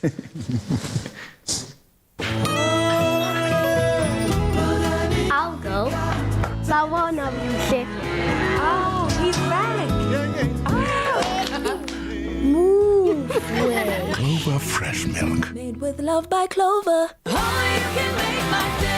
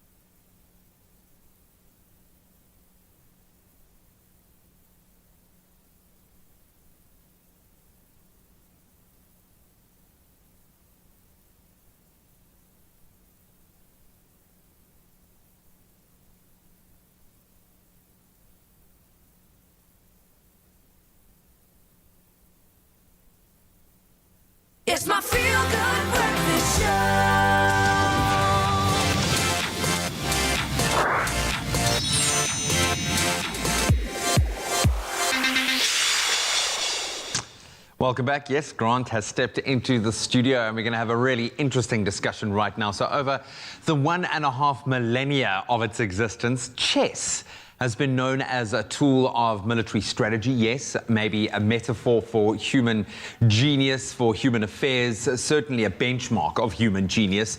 We're going to now chat to Grant about how the game became so popular, has had an increased popularity now, especially on streaming platforms. And we've got some powerhouse women playing the game, but it's become a multi-million-dollar industry of today. But Grant, where did it all begin? Well, it's wild to me that this ancient game is just extremely It's more popular now than it's ever been. And it's such a good example of like why we're just attracted to video game or gaming in general. And like, you know, this is obviously the roots of video games, which is why I'm talking about it. But the spirit of this kind of stuff, I think we're attracted to it because it's competitive. It's there's no chance in it. Like you start off with the same pieces every time, and you just get better. It's in gaming terms, it's easy to learn, hard to master, and that's what makes it so brilliant. So it started, the earliest records that we know are in the 7th century, when the youngest prince of the Gupta Empire used chess to describe what happened to his brother in warfare to his mom. It was a tool, it was a visual aid as a tool to you know, to describe that, which is strange, right? Like that you think that now it's like a game, but it was like used as a visual tool. When it spread to Persia, we actually got the name change. It started, the local dialect, it started being called chess. But it didn't look like the chess that we play today. That chess only comes a little bit later, but it was still like named, that's where the name got changed. The idea to compromise the position of the king. Yes, well, that comes a little bit later. So, it transcended into like a diplomatic simulation for both warfare and for politics, just to explain politics in courts. So remember, like the average person wasn't playing this game. Like this was being played by war generals and by politicians. And the game then spread to the rest of to the east and to Asia when the Silk Road was built, right? Like and the trade to the east happened. This game was taken along with it. But the chess that we know was born in like 1000 AD, and that's what you were saying with the king as the main like central piece.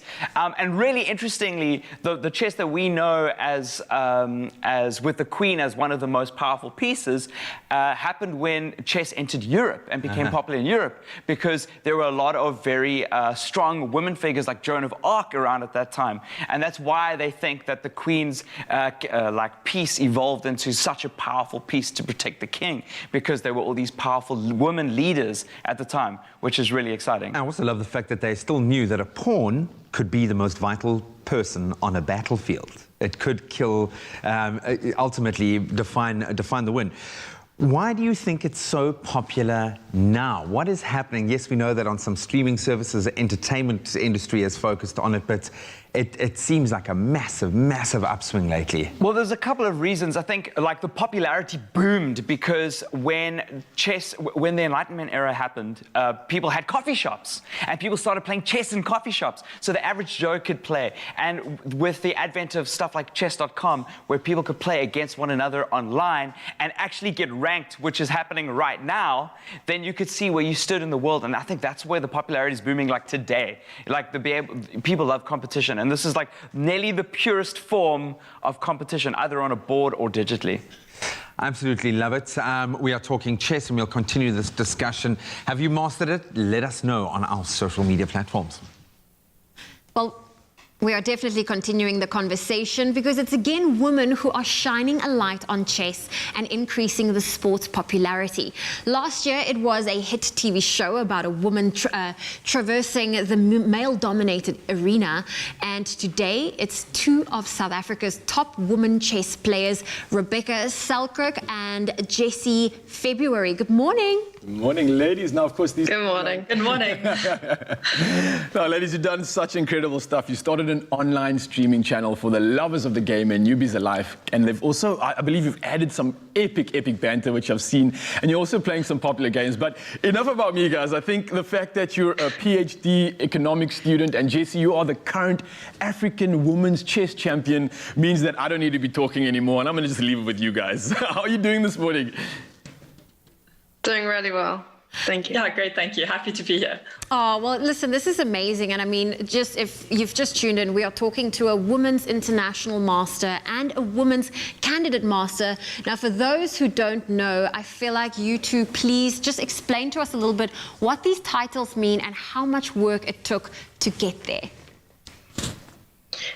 Yeah, so the titles are actually achieved by playing competitive chess.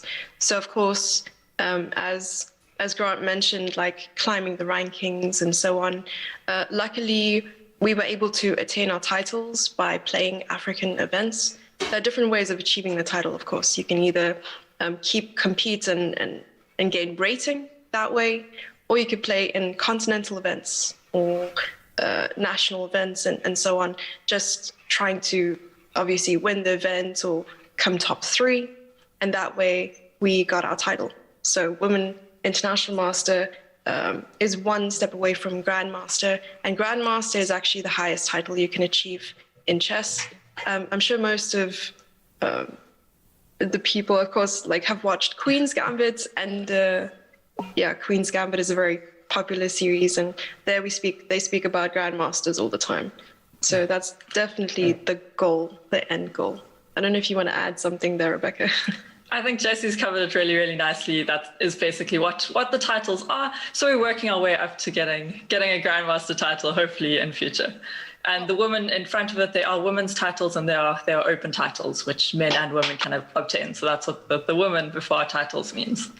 Oh, awesome. So this is holding fingers for you. Yeah, definitely. Now, I've got to say that I think what is happening right now is so cool. Obviously, you mentioned Queen's Gambit. It's just caused an absolute hype. And now 2 of South Africa's top players have come together to start a streaming channel, which is called #Chess. Now, did you guys start this channel with a goal in mind or mission, or was it just like, let's link up and chat and see what happens? What was the game plan here? Yeah, so we had been thinking of the idea for quite a while. We'd been watching Twitch ourselves, seeing all of these people having an amazing time online playing chess. So we decided to start our channel together. We can't really, in terms of skill, compete with the top players. So we decided that we were going to try and make it fun, make it entertaining. We're trying to show people that chess isn't what they often think it is, just old people sitting for hours and hours in a room, moving pieces on a chessboard. It can be a lot of fun. We love the banter, and we try to make it as entertaining as possible for even non-chess players. And we love it when people come to our stream and tell us that they just can't stop watching and they don't know why. It's really just great for us to make chess more exciting for people. Well, it's just nice because you're adding that personality to your channel, and that's what's going to set you apart. Now, I know it's been a year since you started, and you've already grown to almost 8,000 followers. It must be really affirming to see people, you know, catching on, and people from all over the world, no less, really taking an interest in your channel. How's that been for you? It's been amazing, and as you mentioned, almost 8,000. We just crossed 8,000 last night during one of our streams. Oh. Yeah, so we're very privileged. Yeah, we are very excited about that. And I mean, our community is constantly growing. Of course, we are focusing a lot on the growth of our South African audience. But when we started streaming, of course, we had in mind that we wanted to grow South African chess and that sort of thing, bring people towards chess and commercialize it in a way, because a lot of the time you have sports like cricket and soccer and rugby that are super commercialized. You watch it on TV all the time, and not so much for chess. So we thought we'd show people how fun chess can be. And with that, we kind of grown our audience worldwide, not just in South Africa. Of course, we want to focus on South African chess, but you know, it's nice to see the ripple effect.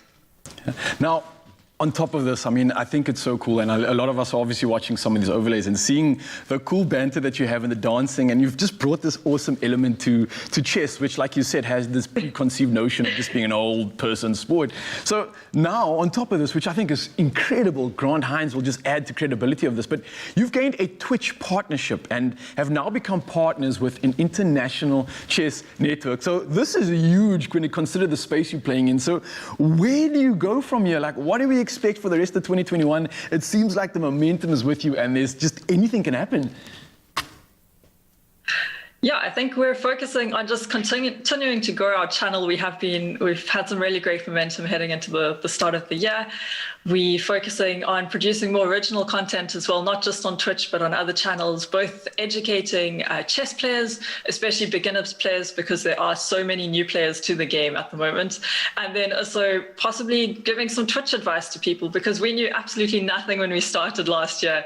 And we've learned so much through others helping us, through making mistakes on our own. So we thought we could help some other South Africans, because we think there is so much potential in the South African streaming scene. And we could possibly help out with that.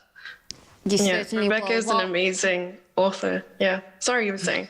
Oh, no. I was just going to say you certainly will. And there's something about chess players that always think a few steps ahead. And I think this is wonderful to see what you girls will be bringing, or ladies will be bringing out in 2021.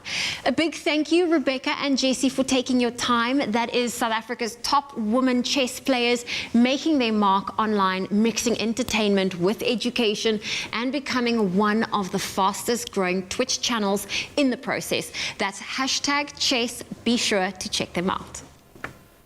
It's no more time for games, everybody. It is a checkmate. And after getting a snippet of her viral video that just blew South Africa and the world by storm, of course, Elvira is here to perform Paradise Road. We just had to ask her to sing this live for us on your Feel Good Breakfast Show. And this popular song was actually written in 1979 and recorded and performed by South African female vocal group Joy a year later. This is exactly the upliftment this country needs as we fight this pandemic. So, Elvira Standelly, the stage is yours.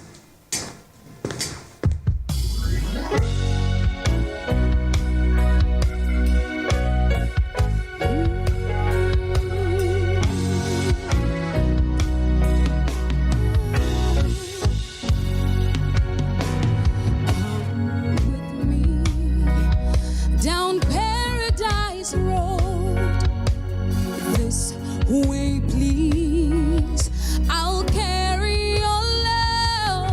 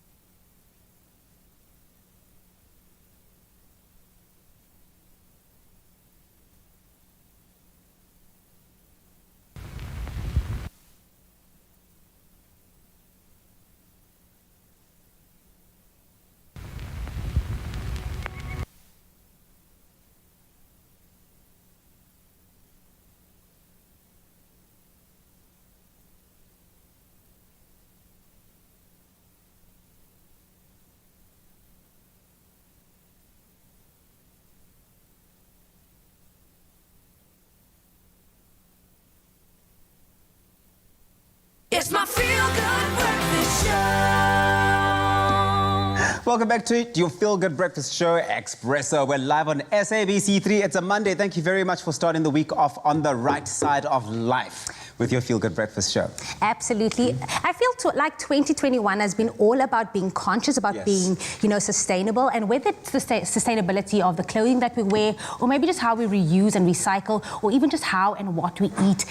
Just making that conscious decisions will go a long way in ensuring the longevity of ourselves and also our planet. Now, being mindful, thoughtful, and kind is important. We've seen this in 2020. It's been the biggest lesson, and all of these are mantras which we can adopt to lead healthier lifestyles overall, but especially when it comes to our diet, which is why one of our favorite chefs, Chef Jay McNamara of the Kind Kitchen in Cape Town, knows all too well all about this. Take a look at this.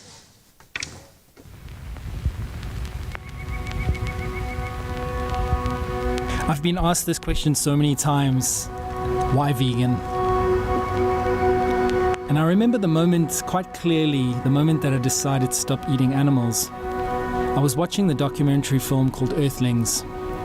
And at the time of watching the film, I hadn't eaten beef, lamb and pork for many years as I didn't feel the need, and part of me had already begun to sympathize with these sentient beings.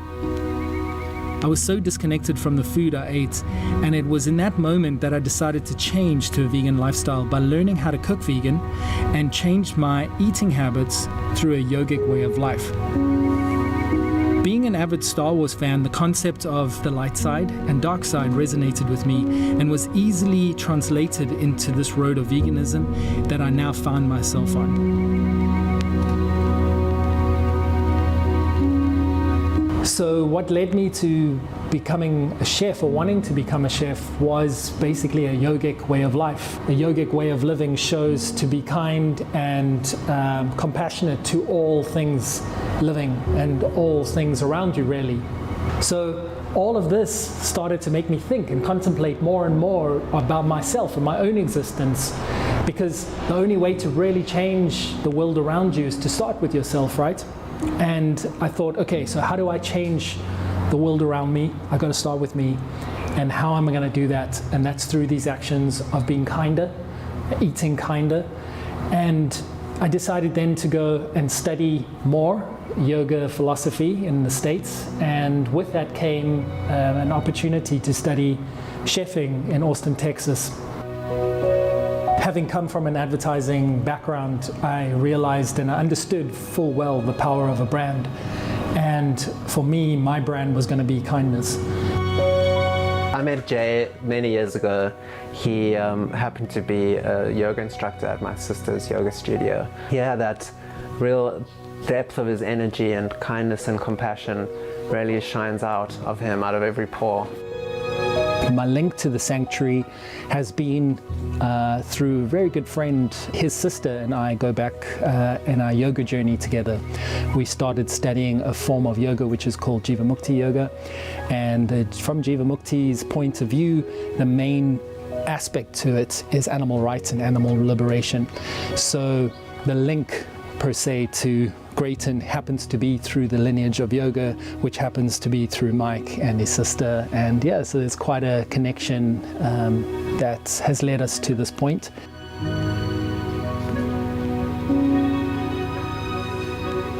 We have a SnapScan code on our menu, and that money goes straight to the sanctuary. It's their SnapScan code. So that's one of the ways that you could give $10, $5, whatever works for you. Whenever you visit, that money can go straight to the sanctuary through SnapScan. You can also come and volunteer your time and energy here at the sanctuary. You could get in touch with the Grayton Animal Farm Sanctuary.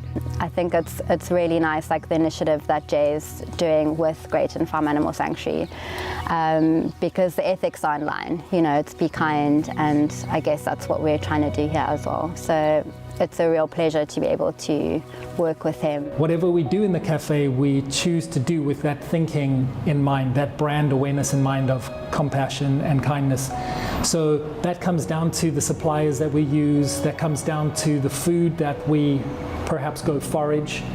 We try and use brands that work within the same ethos that we work in, or we go towards brands that we are ourselves inspired by. And those brands happen to be global and local brands, because I use Be Well mayonnaise on a daily basis, and the product that they've created for a simple, small kitchen like ours, has helped us efficiently create products day in, day out that are consistent in taste, quality, and flavor. Being vegan doesn't mean that we close ourselves off to the rest of the world. It's actually the contrary. The Kind Kitchen is all about creating food that everyone can enjoy, vegan, not vegan. And we actually have a lot of clientele that aren't close to being vegan, and they come and enjoy a vegan meal. And that's exactly why I set out along this path, to showcasing a vegan lifestyle for what it truly is, a lifestyle that imbues compassion for all beings. And that's what I believe the vegan lifestyle is. Think about it. It's easy to say no or to be cold and unkind because it means you create barriers to protect yourself from the world around you. Inversely, being kind means breaking those barriers down and opening ourselves up to unlimited possibilities. The Kind Kitchen embodies this mantra, to be kind. And being kind, in my mind, means creating good, wholesome food for people to enjoy, which just so happens to be vegan.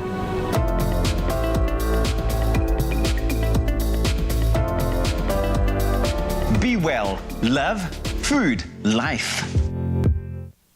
And it's true, Jay McNamara. That's why we love him here on your Feel Good Breakfast show. He's all about sustainability, but also I think just honoring your body, honoring your health, and honoring the environment. And although we find ourselels nearing the end of veganuary, I know so many people have had so much fun with it, there's no need to end our plant-based pledge. No, we keep it moving, we keep it going.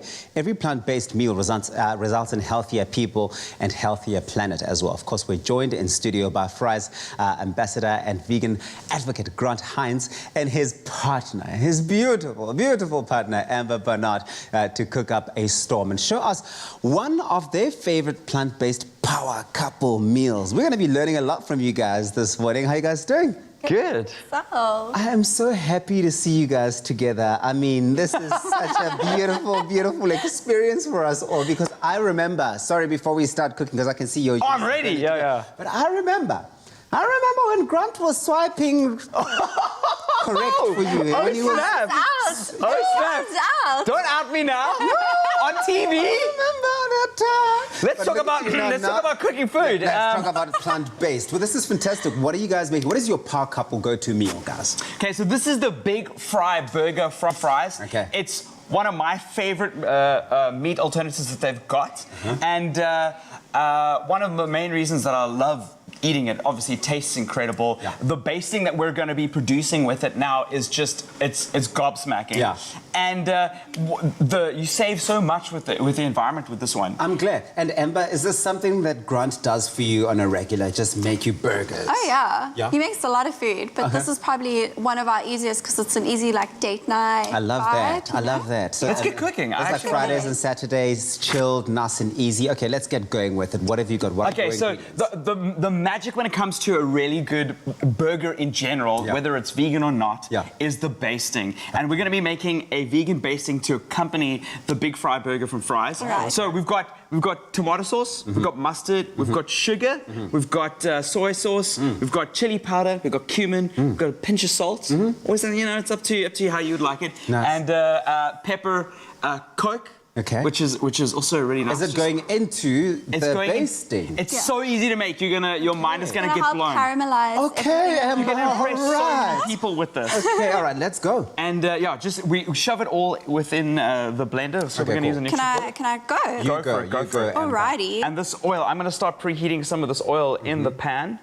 I mean, the nice thing about these Big Fry's burgers really is that you feel so good about yourself after eating a burger with one of those sort of patties, right? Well, here's the magic. Yeah. One of these patties, if you replace a meat patty that you would traditionally have with one of these Big Fry patties, you can save over 2,000 liters of water, because that's how much water it takes to raise a cow.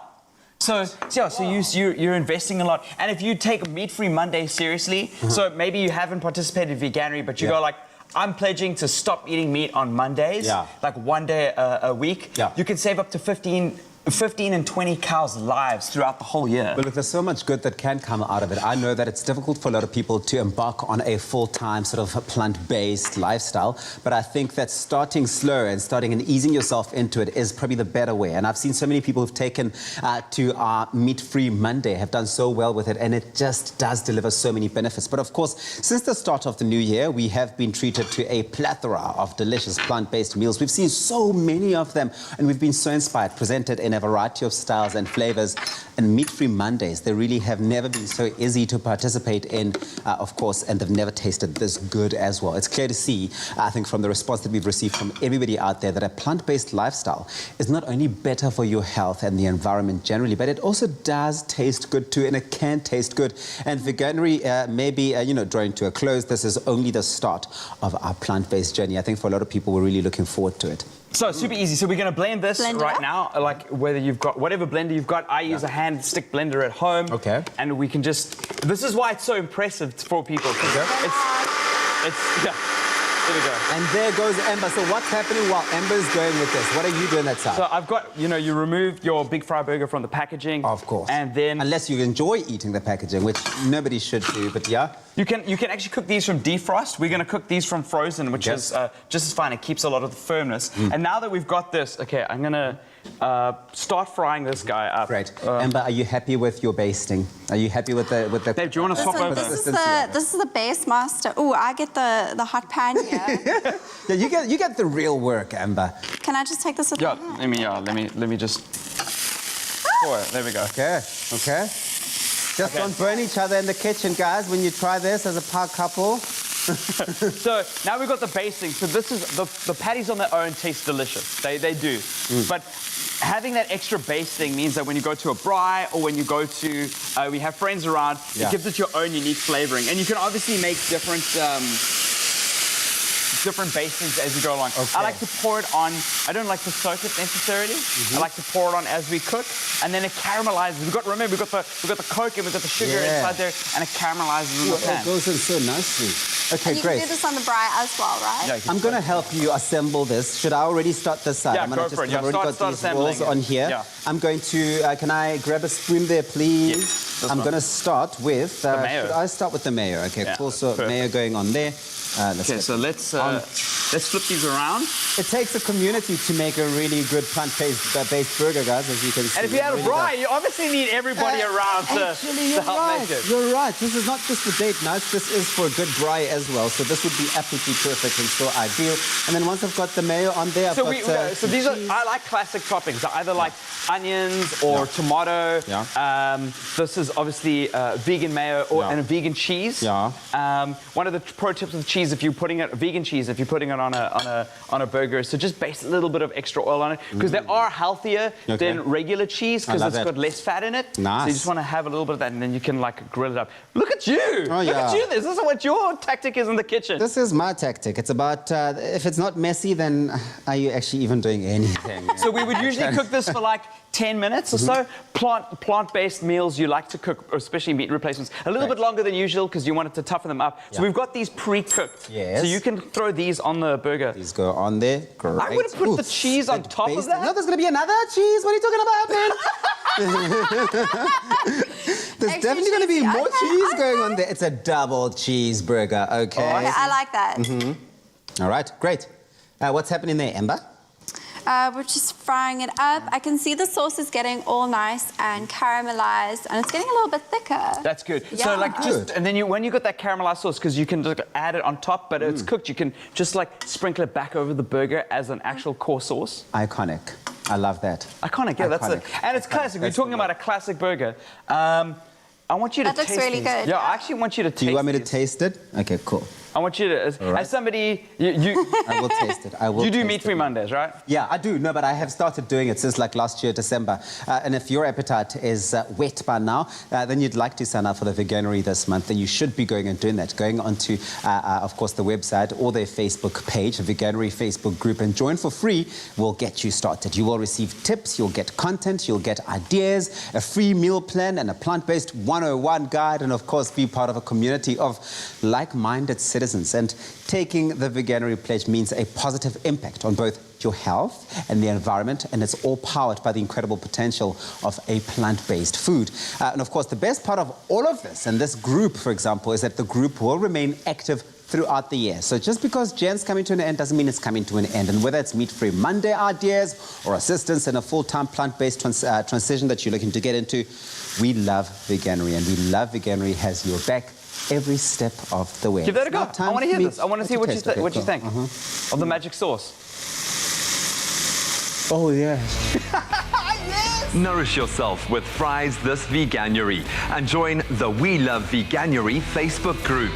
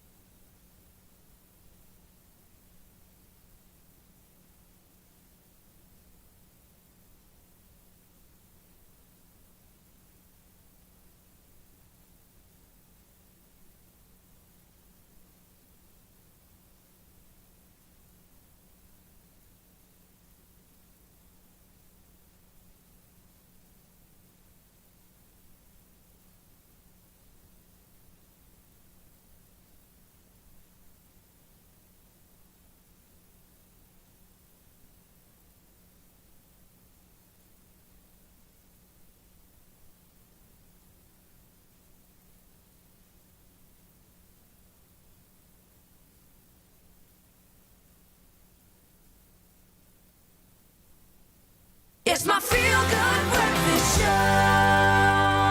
Welcome back, everybody. This is your Monday motivation to get out there and do your best. But right now, we're going to head into those news headlines with Zoe. Thank you, Jamie. I'll start with national headlines. The fatalities on South African roads during the 2020 festive season, which covers the 6 weeks from 1 December to 11 January, declined by 7% compared to the previous period. Minister of Transport, Fikile Mbalula, said the main cause of crashes have been attributed by jaywalking, hit-and-run incidents, speeding, overtaking into oncoming traffic, wet and slippery surfaces, and tire bursts. The overwhelming number of vehicles involved in fatal accidents were sedan and station wagons, which accounted for 51.4%. And staying with local news, a joint initiative by medical associations is currently underway to get GPs to register themselves on a central database. This as the country prepares to vaccinate healthcare workers against COVID-19, and it's still unknown how many doctors in private practice need to be inoculated. Currently, only around 1,800 doctors in private practice have signed up to the Vaccines for Healthcare Workers initiative. Some 10,000 GPs in private practice are registered with various medical associations. We now move to news beyond our own borders, where pirates off Nigeria's coast kidnapped 15 sailors from a Turkish container ship in the Gulf of Guinea this weekend in a brazen and violent attack in which one sailor was killed. Crew members described the well-orchestrated attack in which armed pirates boarded the ship and breached its protective citadel, possibly with explosives. The Liberian-flagged vessel, the Mozart, was headed to Cape Town from Lagos when it was attacked 160 kilometers offshore. Last year, pirates kidnapped 130 sailors in 22 incidents in the Gulf, which borders more than a dozen countries. And staying with news abroad, the Kremlin yesterday accused the United States of interfering in Russia's domestic affairs and downplayed the scale of the weekend's protests when tens of thousands rallied in support of jailed opposition politician Alexei Navalny. More than 3,500 demonstrators were detained in protests across the country, with several injured in clashes with police in Moscow following Navalny's call to rally against Vladimir Putin Putin's 20-year rule. The West has wildly condemned the harsh tactics used against demonstrators, with French Foreign Minister saying it was a slide towards dictatorship. And now an item of kind of loyalty which is second to none. Dogs are indeed man's best friend at all times, showing unconditional love and indescribable loyalty. This was once again confirmed by a sweet four-legged lass waiting patiently outside a hospital in northeastern Turkey as her owner recovered from COVID-19. When Samuel Senturk was hospitalized on January 14th to receive treatment, his dog Bonkirk somehow managed to arrive at the hospital entrance every single day, escaping from Senturk's nearby home each time. Hospital staff informed Senturk's family about her whereabouts, but every time they retrieved her, she'd find her way out again, and 6 whole days in a row, she was outside the hospital. The hospital staff was so charmed by Bonkirk's loyalty, they made sure she was fed and cared for during her visits. Senturk even got to see her through the window of the facility and tried to reassure her. Still, Bonkirk refused to leave until her master did. Fortunately, Senturk beat the disease and he was reunited with his loyal and best friend, who was, of course, waiting right outside and to welcome him. Well, on that sweet note, that's where we leave your morning headlines. Let's take one final look at your sport.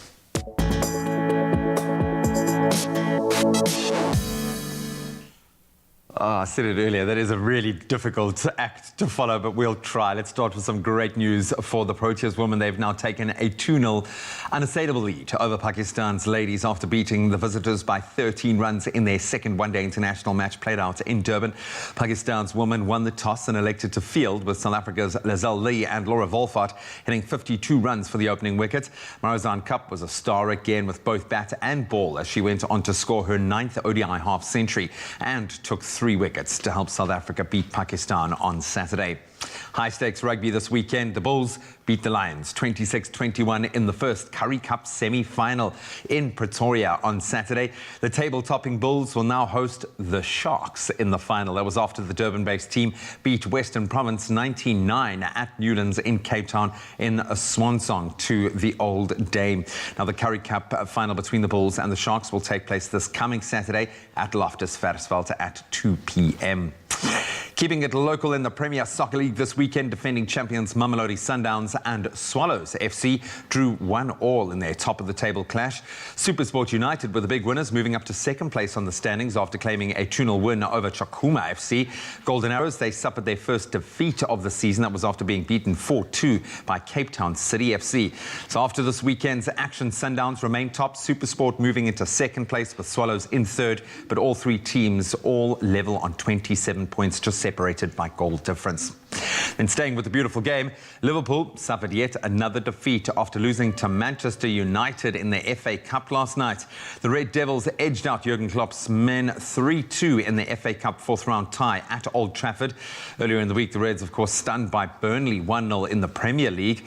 And other FA Cup results from the weekend, holders Arsenal were knocked out by Southampton, losing 1-0. Chelsea beat Luton Town 3-1, and Manchester City recorded a 3-1 win over a very spirited Cheltenham Town. And then we end on a tragic note this morning. Springbok women's and Mbokoro strength and conditioning coach Standili Sibeko passed away on Saturday at the age of 42. Sibeko joined the Bok women's team back in 2019 and played an integral part in their preparation for the Rugby Africa Women's Cup and their local test matches against Spain and Scotland later that season. We send our heartfelt condolences to Standili's family, to his friends, entire rugby fraternity over what must be an unspeakable time. That's where we leave our sporting headlines for this morning. Let's take one last look at the weather.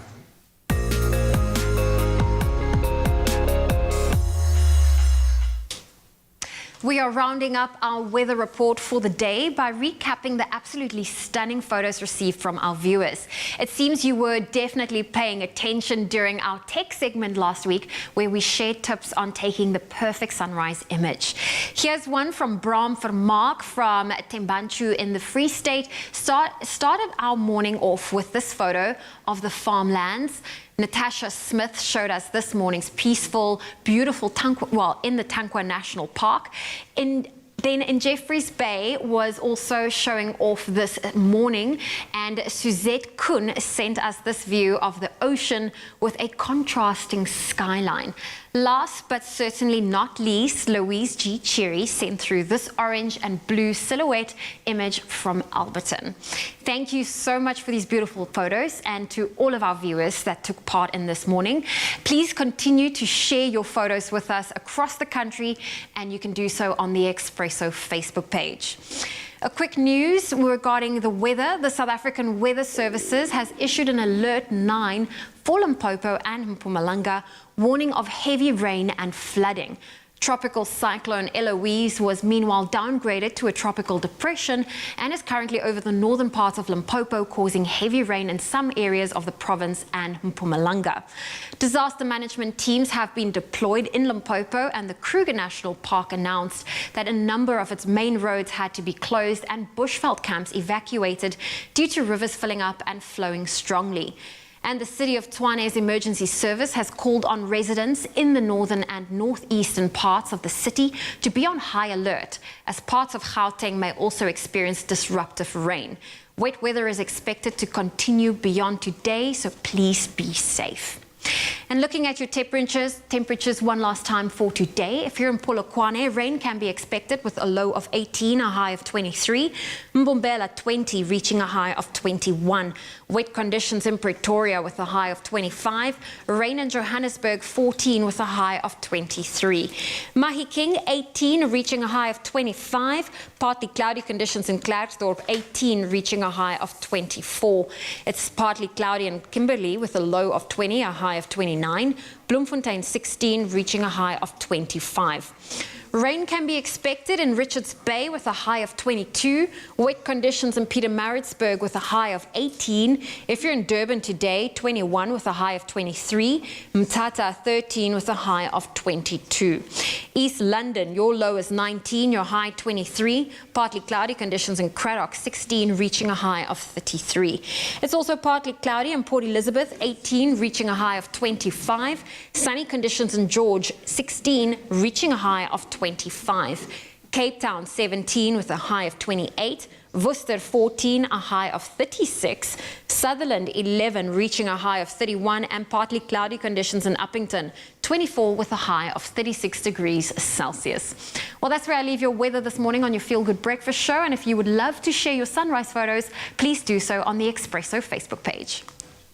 Thank you so much for that update, Zoe. Well, the Feel Good continues because Elvira Standelly is here to spend the morning with us. And we decided to have a little bit of fun this morning with our favorite game. You all know what it is. It is Music Match, but this time with a little twist. This is the Gospel edition. So here's how it works, guys.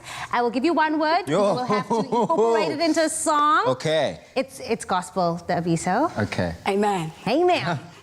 Praise! So glad that's not the word. Okay, we're going to start with you, Elvira. You are the guest. So your first word is Jesus. You would know saying? Jesus, just the mention of your name. Wow. Wow. That is perfection. Wow. Okay.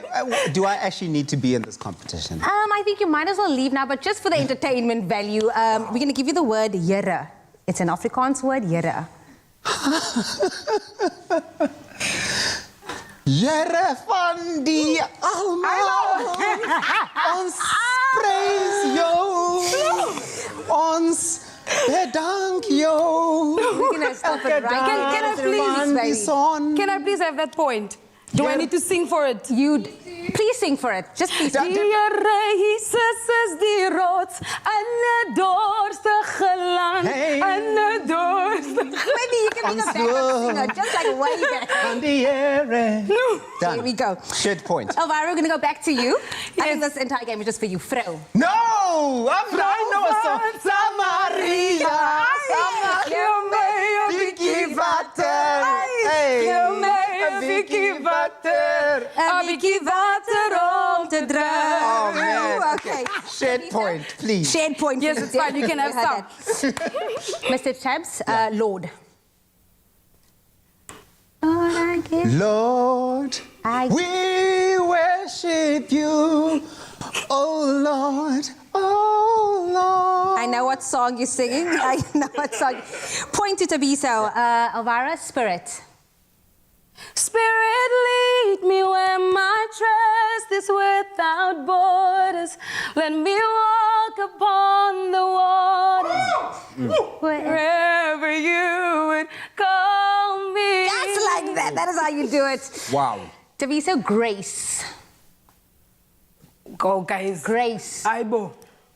There's two versions. Amazing grace, how sweet the sound. Sing it. The sound of grace. Ooh, ooh, ooh. We must send you back to Harmon's church choir because along the way we lost you there, my brother. Elvira, Worship. Wow. Lion of Judah, we worship you. eh. Lion of Judah, you are holy. Glory, glory, glory, glory. Tabiso, you. You are Alpha and Omega. We worship you, my Lord. You are worthy to be praised. Elvira, Love. Last round. Love. The love of Jesus is so wonderful. The love of Jesus is so wonderful. The love of Jesus is so wonderful. Oh, wonderful love. Just like Thank you. I don't even think we need to give you another one. No. So I feel like maybe you guys can just do Fro Van Samaria just for everybody because that was okay. Start the song. Fro Van Samaria, Samaria, Biki Vater, Biki Vater. A bikkie water om te drinken. Oh yes. Elvira Standelly, everybody. Tabiso as well. She is still going to be joining us for Gospel Mondays here on your Feel Good Breakfast Show. So don't go anywhere. We'll see you after this. Who won?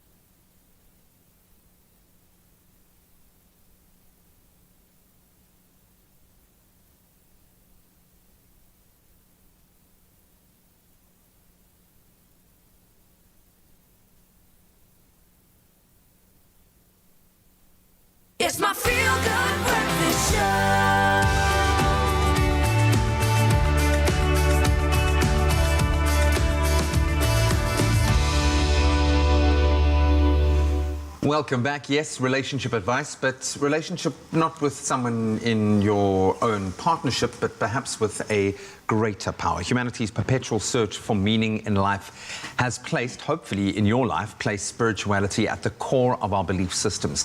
And it's seen as a way to transcend the complexity of the human experience, which is only getting more complex. And as many of us are going through periods of traumatic loss amidst the COVID-19 pandemic, spirituality is often turned to as a means for solace and a deeper understanding. And today we are asking you, how does spirituality play a role in your life, and has that changed over the last 10 months? Clinical psychologist and good friend Asha Dulab is here to help us unpack this very deep topic this morning. So we'd love to get your comments, your questions, any wise advice that you have picked up. You can share it on our Facebook page or our studio line. You can connect directly 021 110 552, and please do connect with us. Asha, good morning. Good morning. Are you ready to go there?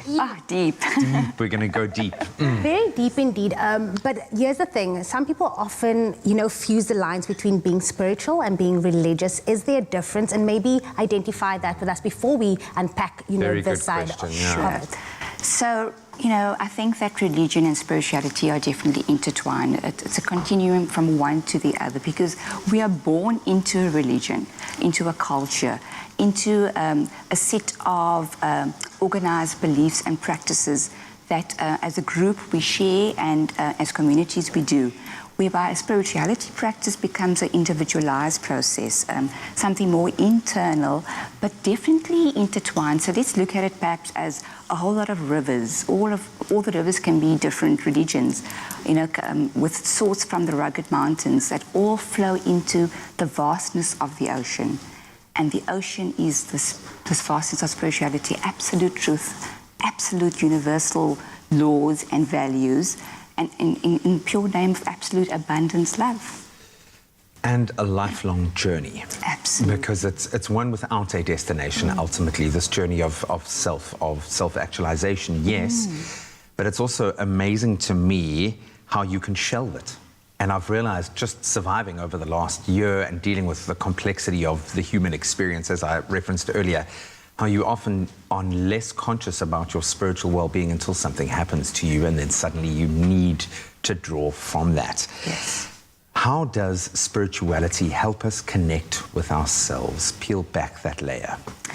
So we are all pure source spirit. We are all pure source energy, So to be born is to be spiritual. So we are not human beings having an occasional spiritual experience.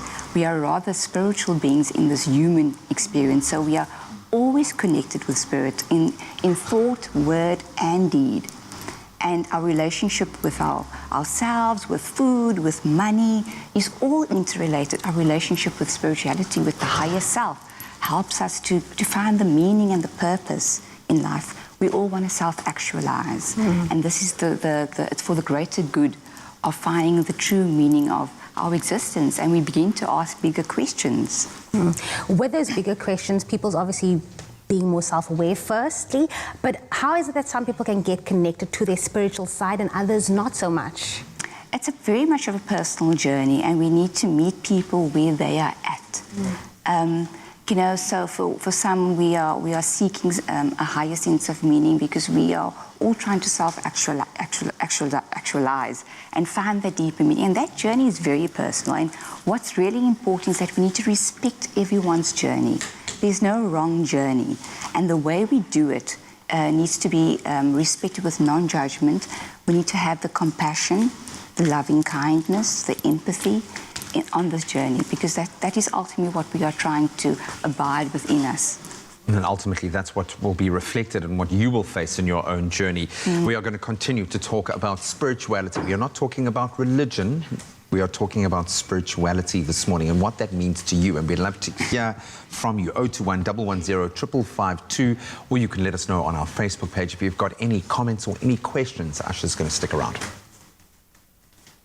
Well, and the Feel Good continues here on your Feel Good Breakfast Show. It is hashtag Gospel Mondays. You're just in time for a treat. This next song, so amazing, by, of course, the one and only Vrou van Woester herself, Elvira Standelly, who will be performing the well-known gospel song, Let It Be Known, by American gospel singer KCJ. And the song was originally recorded by London-based group Worship Central in 2013. It's come a long way with an electric dance feel to it. I mean, it's had many variations since then. And KCJ then added an R&B twist to the song. This morning, we're hearing Elvira, of course, injecting it with her own South African flair to it. Here is die Vrou van Woester with Let It Be Known.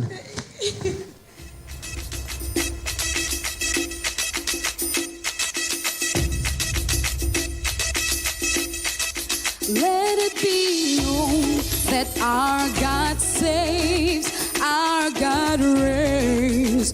We lift you up. Let it be known that love has come and love has won. We lift you up.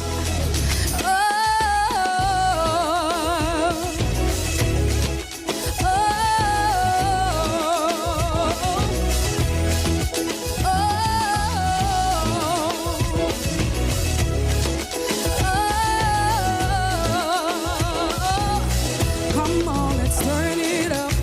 Come on, let's turn it up. We're gonna sing it out for all the world to hear.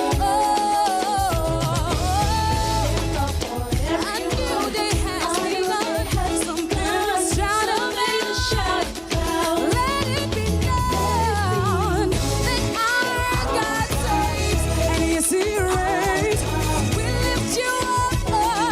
Let it be known that love has come and love has won. We lift you up. Oh, sing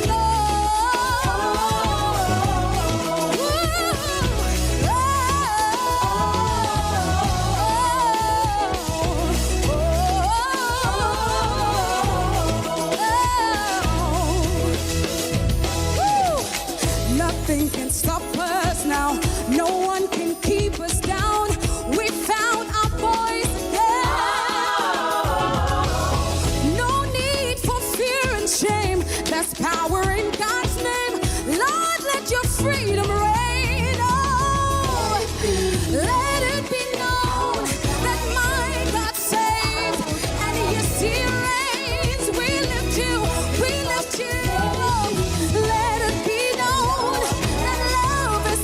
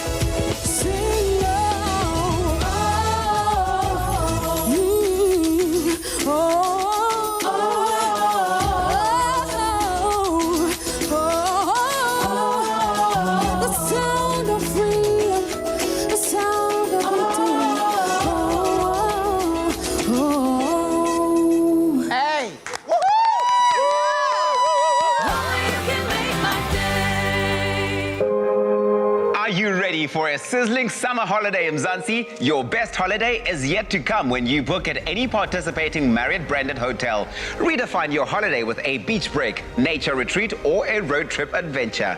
With the Marriott Summer Holiday offer, you can enjoy 25% off standard hotel rates, including free breakfast if you're a Marriott Bonvoy member and 15% if you're a non-Bonvoy member. Book on Marriott.com for the best rates guaranteed.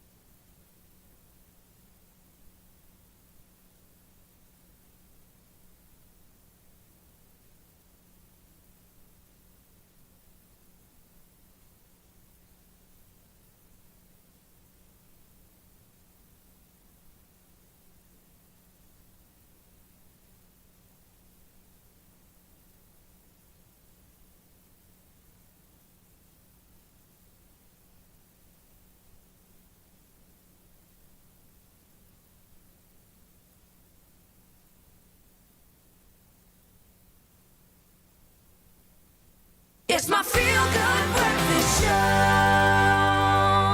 Welcome back, you beautiful people. You're still locked in. It's your feel-good breakfast show. And of course, who says you can't have iced lollies for breakfast?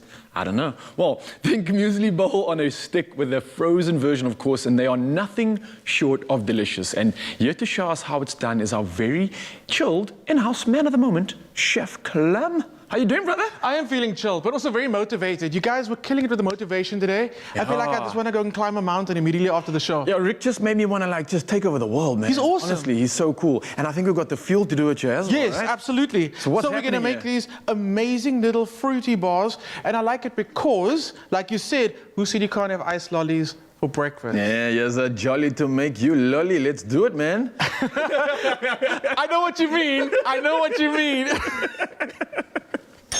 Okay. That's what I did there, but let's just pretend. Let's start with our jolly. So we're gonna hit it with some fruit first of all, okay? Not just for kids, but for adults as well. I was also taking stock of how many fruits and vegetables I ate last week. Not that much. Disappointed in myself. So here's a good way to get the quota in. Absolutely. Okay, so we I hit got it. you. But these are beautiful. What I love about frozen fruits is they're actually frozen at their prime. So it's the best flavor. You're going to get all the nutrients. Just because it's frozen doesn't mean you're going to get less quality. These should live in your freezer at all times. Okay. So these are going to go into a pan. We're going to soften them slightly, and I'm going to sweeten them with a little bit of honey. And this is up to you. If you, like the fruits are already sweet, if you want to make it a little sweeter, a little bit of honey is good. Okay. And it actually gives you flavor. And honey, I mean, it's a great superfood to add if you want some sweetness in. Honey is really, really good for that. I mean, it's out of the glucoses that you do get, it's more low GI. So it's not a bad one to add if you want that extra sweetness. And if you want something extra, of course, you guys can head over to taste.co.za where you can get this recipe inspiration. And if not, and you're watching us live right now, then stick around. Stick around, absolutely. A little bit of honey going in. What I love about Woolies is they're using badger-friendly honey. Badger-friendly honey? Which sounds like, that's random, but it's not. Okay. It's about being sustainable, where we source our honey from. And badger-friendly honey means we're keeping the environment in mind. We're not just taking all the honey and leaving the natural. I got you. So we're actually keeping something there for the honey badgers and not taking away all their food source. Exactly. But, I never ever thought of that. And I think if that conscious parameter kind of increases, I mean, that's where it goes to. So I really love the fact that we're being aware while indulging. Absolutely. Love it. Nature Boy loves it too. I knew Yes. you would. I knew you would. Okay. So what we're going to do is we're going to stew our fruit so it looks like this. You can chop it down a little bit if you want. Nice and chunky is also pretty good. Yeah. So now we're going to work on our muesli. So the muesli is really great. That's going to go in. Also a little bit of honey in there. So that's really great. And it's got the fruits in there. It's got the fiber. It's got everything that you Question, need. Clem, before we get back into the muesli, one more thing on the fruit here. The fact that you're putting it in the pan, does it change the sweetness? Does it go more bitter or not when you are mushing it up? It's just to mush it up, to soften it so it can get into our beautiful molds. Okay, I got you. So muesli in, and then we hit it with the yogurt. It is double cream yogurt. It's delicious, double thick as well. It's so good for you. Yeah. No added preservatives, but there is something that they have added. And it's about 1 million-ish things that they've added. I got you. You know what it is? Those cultures you're talking about, right? The probiotics, prebiotics. Exactly, they're so important. And I always get the name wrong, so it's over there. It's bifidobacterium cultures. Bifidobacterium cultures. I sound so fancy. And the thing is, what they do is they aid your digestive system and it's good for your gut. And something I've learned, and I'm still learning a lot about, 70% of your immune system happens here. Yeah. So if you're looking after your gut, you're looking after yourself, it also affects your mood. And like I said, your immune system, that's super, super important. 100%. And you know what, even better, just to add to this, a lot of the guys that are now intermittent fasting to free up that capacity and allow them to go back to homeostasis and reach that ample level of, like, let's just call it health. The best way to break that fast, is with a breakfast like this. You've got all your macros, you've got the honey, you've got the energy coming in, you've got all those good gut health bacteriums coming in from the yogurt, of course, and everything else that's added to this is just sublime. It's fruit. Wow, you're teaching me so much. I love that so much. Okay, so to bring out the flavor of your fruits, heat up with a bit of lime, a bit of acid. We know that acid brings out the flavor of things. Get that a little bit of that in there. Then all you're going to do is start putting it in your molds. So like I said, keep it nice and chunky. Keep your fruits nice and chunky. So fruit goes in first. You know what? Whatever you want to go first. It's absolutely up to you. This is a great part where you get the kids to come into the kitchen and get them to get involved in it. And I also feel once you you can make the best ice cream. We can make a competition out of it. When it comes to food like this, once you give kids a little bit of responsibility, they feel like they've owned their meal and they enjoy it a little more. And this is super simple. You're going to just keep on layering it up. I'm going to do just that one for now. I'll finish the rest a little later. The stick goes in, it goes into the freezer, and you know what? There's nothing wrong with them having it for breakfast. Yeah. What are they? Like they're getting everything. They're getting. So literally, Clem. I mean, you've got the fiber coming through from the fruit, right? You've got your good nutrients coming through from the fruit as well. So you've got your vitamins and good minerals. Then you've got your good gut health coming from the yogurt as well. And then the fact you've got the granola added into that as well, it's going to give you just that perfect balance. It's the energy, the carb, tick. And of course, go tick it off again if you want to check it out. Taste.co.za. It is the perfect way to break the fast. That's why we're calling it breakfast. And Chef Clem, my man, you have delivered. Did the lolly make you jolly? It made me jolly.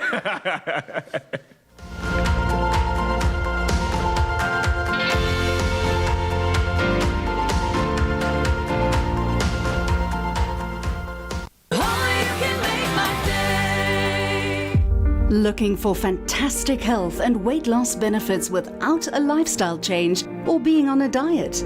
Well, Shapeline 50 Billion from Proven Probiotics is the first ever probiotic to offer scientifically proven weight loss, while at the same time boosting immune and digestive health. That's why we think Shapeline 50 Billion may well be the world's most effective probiotic. Available at Dis-Chem and Clicks.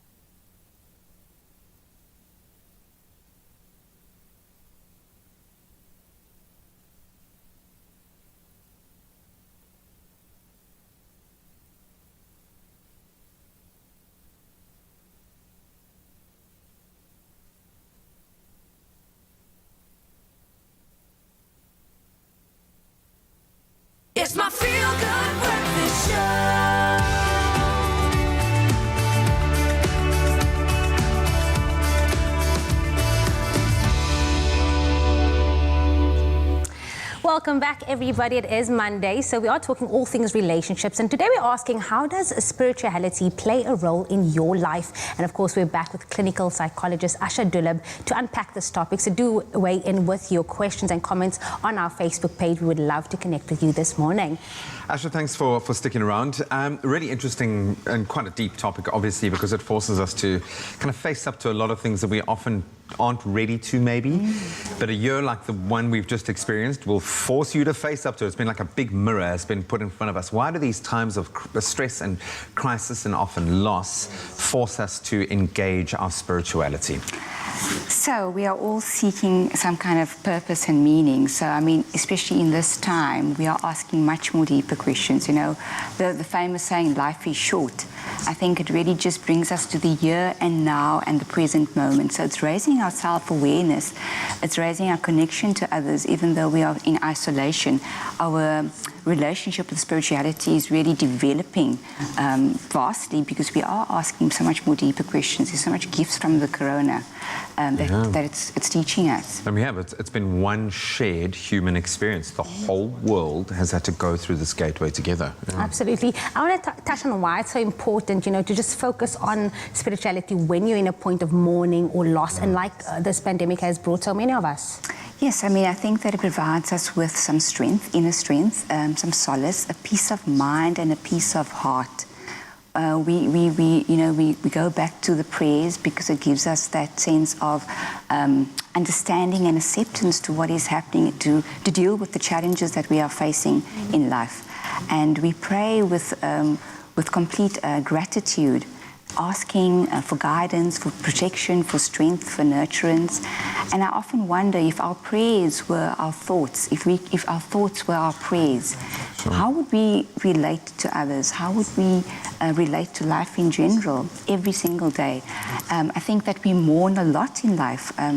We are mourning our childhood, we are mourning the loss of our pets, our friendships, and especially this time, there's a lot of mourning happening on all levels. Loss of work. And yes, yeah, it might absolutely. sound like a superficial thing, but so many people have lost so much.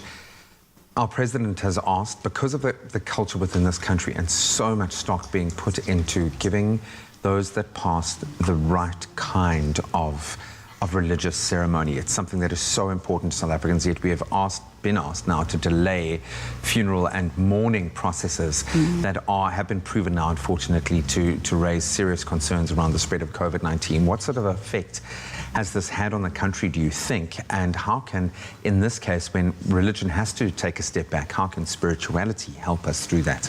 It really gives us the opportunity to look within. I think that we resort to other rituals. I mean, how beautiful that the president asked us all to light a candle at midnight. And it just reflects that, you know, the whole mourning process, the whole experience of life is within us. It's all enshrined within us. And so it's an individual plus a collective process. But we are forced now to look at this whole process of mourning differently. Do we need the rituals and the practices to mourn?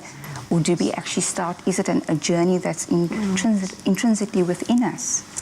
And I love what you're saying there. It is a journey. It's not a destination. You're going to always keep discovering yourself. But what if someone wants to start this journey of being spiritual or being a bit more aware about understanding this? What would be some steps, or maybe just a way for them to open up the space into being spiritual? I would say spend more time with people, get to know other religions, other cultures, ask more questions, read a lot, ask, see what resonates with you, what fits with you, what you feel comfortable with. Go into prayer. Meditation is a very good way of trying to connect to your higher sense, your higher source, your higher energy, whatever you want to call it. And breath work, calming down, being silent, and practicing gratitude. I think that we need to focus on just being the loving kindness, having empathetic joy, you know, being happy for other people's successes, and having that experience of equanimity, being equal-minded. It all plays a very, very big role in this whole journey of spirituality. And I would say right now, spare a thought for those who have lost someone due to COVID-19. It used to be we knew someone who had it. Now we know someone who's lost someone to it. So you can continue to ponder that. In fact, Asha and Jared Ricketts are going to be continuing this discussion on Facebook tonight. Absolutely. At 7 p.m. Facebook Live, Jared and I will be extending and chatting more in depth about this. Well, you can engage firsthand, but thank you to all of you for engaging right now. Very important opportunity. Well, it's been a really beautiful one to engage with as well. So please do keep those comments and that engagement going on our Facebook, Expresso Morning Show, SABC3. Speaking of Facebook, we asked the question this morning, what is the one piece of advice that you've gotten this year, or last year really, that's got to do with the pandemic, that's gotten you through the pandemic? Well, we'll look at the first comment that came through. It says, Asha Dulab's words on raising one's compassion and empathy will surely alleviate our anxieties and fears, especially during this pandemic. I love it. I love it. You see, that piece of advice can even come from today. True. And we've got another comment from Bradley. Bradley says, make peace with your friends and family. You don't know what the future holds. Obey the rules and save lives. Very important. Bradley Carstens. And then we also got a tweet that came through from John saying, stay safe so you can get back in the water and surf the cyclone season. Very interesting. Please do keep those comments coming through. I know that last year was the year where every single one of us had to dig deep into our souls, into our spirits, to find advice, to find things that would keep us afloat. But please do share those with us on Expresso Morning Show SABC3. Use that hashtag Expresso Show. Cheers, Zoe.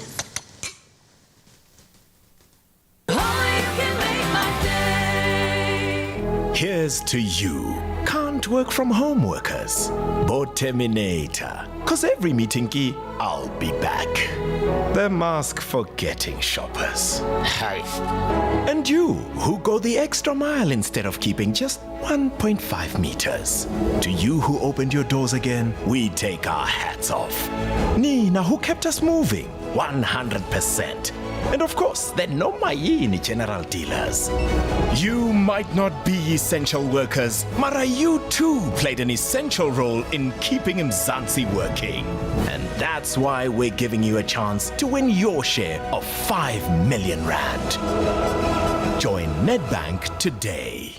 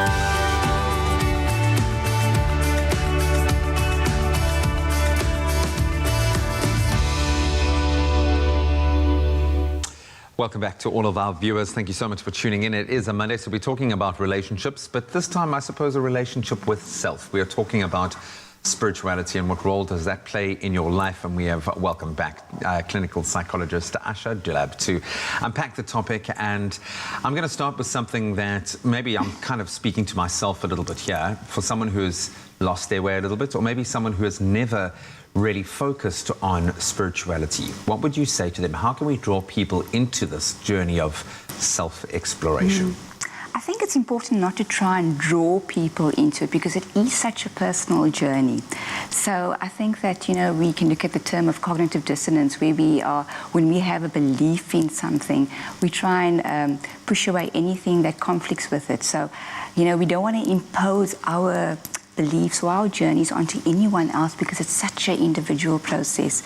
And this concept of spirituality has room for so many different perspectives and ideas. So it's very personal. And I think that one can meet that journey where they are right now. The journey has already started just from merely being born. So it's always been happening. You're already on the path, yeah. Exactly.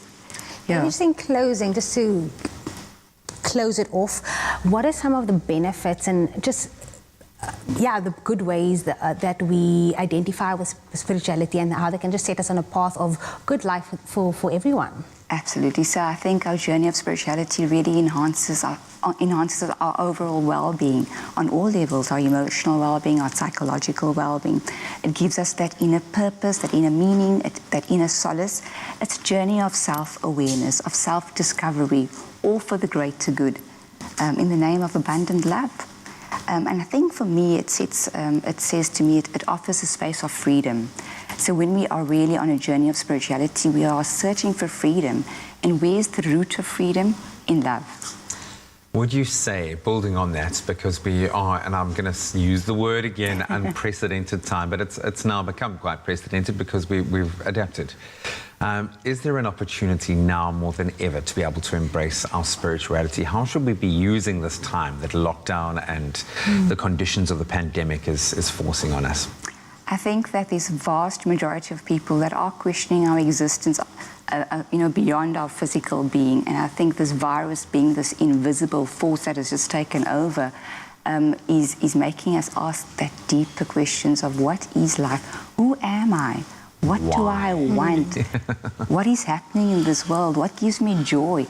These are all very important questions in this journey of spirituality and getting to know ourselves. Ask yourself those questions. Again, it is a journey of just discovering who you are and asking those questions. Who am I? And ultimately, it's not only just a relationship with yourself, but when you do get into a relationship with someone else, knowing yourself will just obviously complement that as well. Make you so much better. Yes, absolutely. Asha, thank you so much. You've left me with far much more to think about than when we began, which is lovely. So thank you so much. I found this hugely enriching, and hopefully you too at home have done that. We have an opportunity now to think about our spirituality and make that shift for ourselves, not for anyone else. Spirituality means being engaged and connected to all aspects of the human experience and beyond, not just a way to seek refuge from the challenges of life, even if we really do feel that we need that right now. And if you'd like to seek professional help in this or any other area in your life facing difficulties, then you can reach out to Asha herself. You can go to info@ashadulab.com is how you can engage with her, but she'll be on Facebook Live tonight, 7 p.m. 7 p.m. with Jared Ricketts, talking further about spirituality. But hopefully this has allowed you to think a little bit more about it from your perspective. Well, Elvira has been bringing her beautiful vocals to your Feel Good Breakfast show all morning on our Gospel Monday, and we're saving the best for last. Her single that she released in 2020, it's called Say Hunt, and she's about to end off on your Feel Good Breakfast show with her song. Elvira, you sound like Jennifer Hudson. Your vocals are incredible. I feel like you are actually better than her at the moment, but please take it away. The stage is yours. Thank you so much.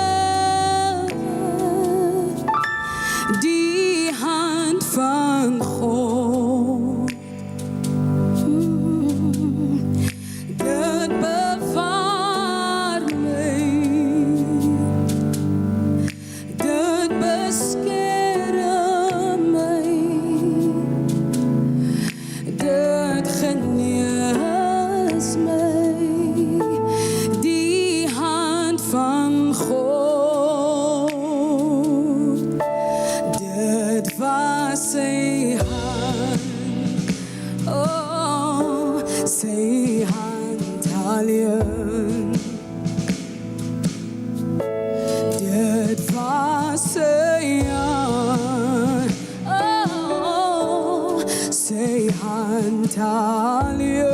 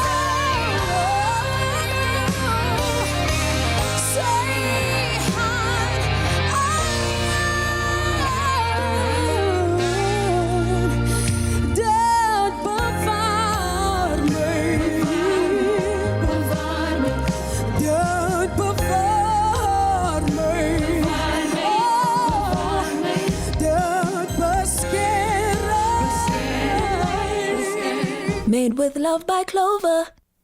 Another feel-good production.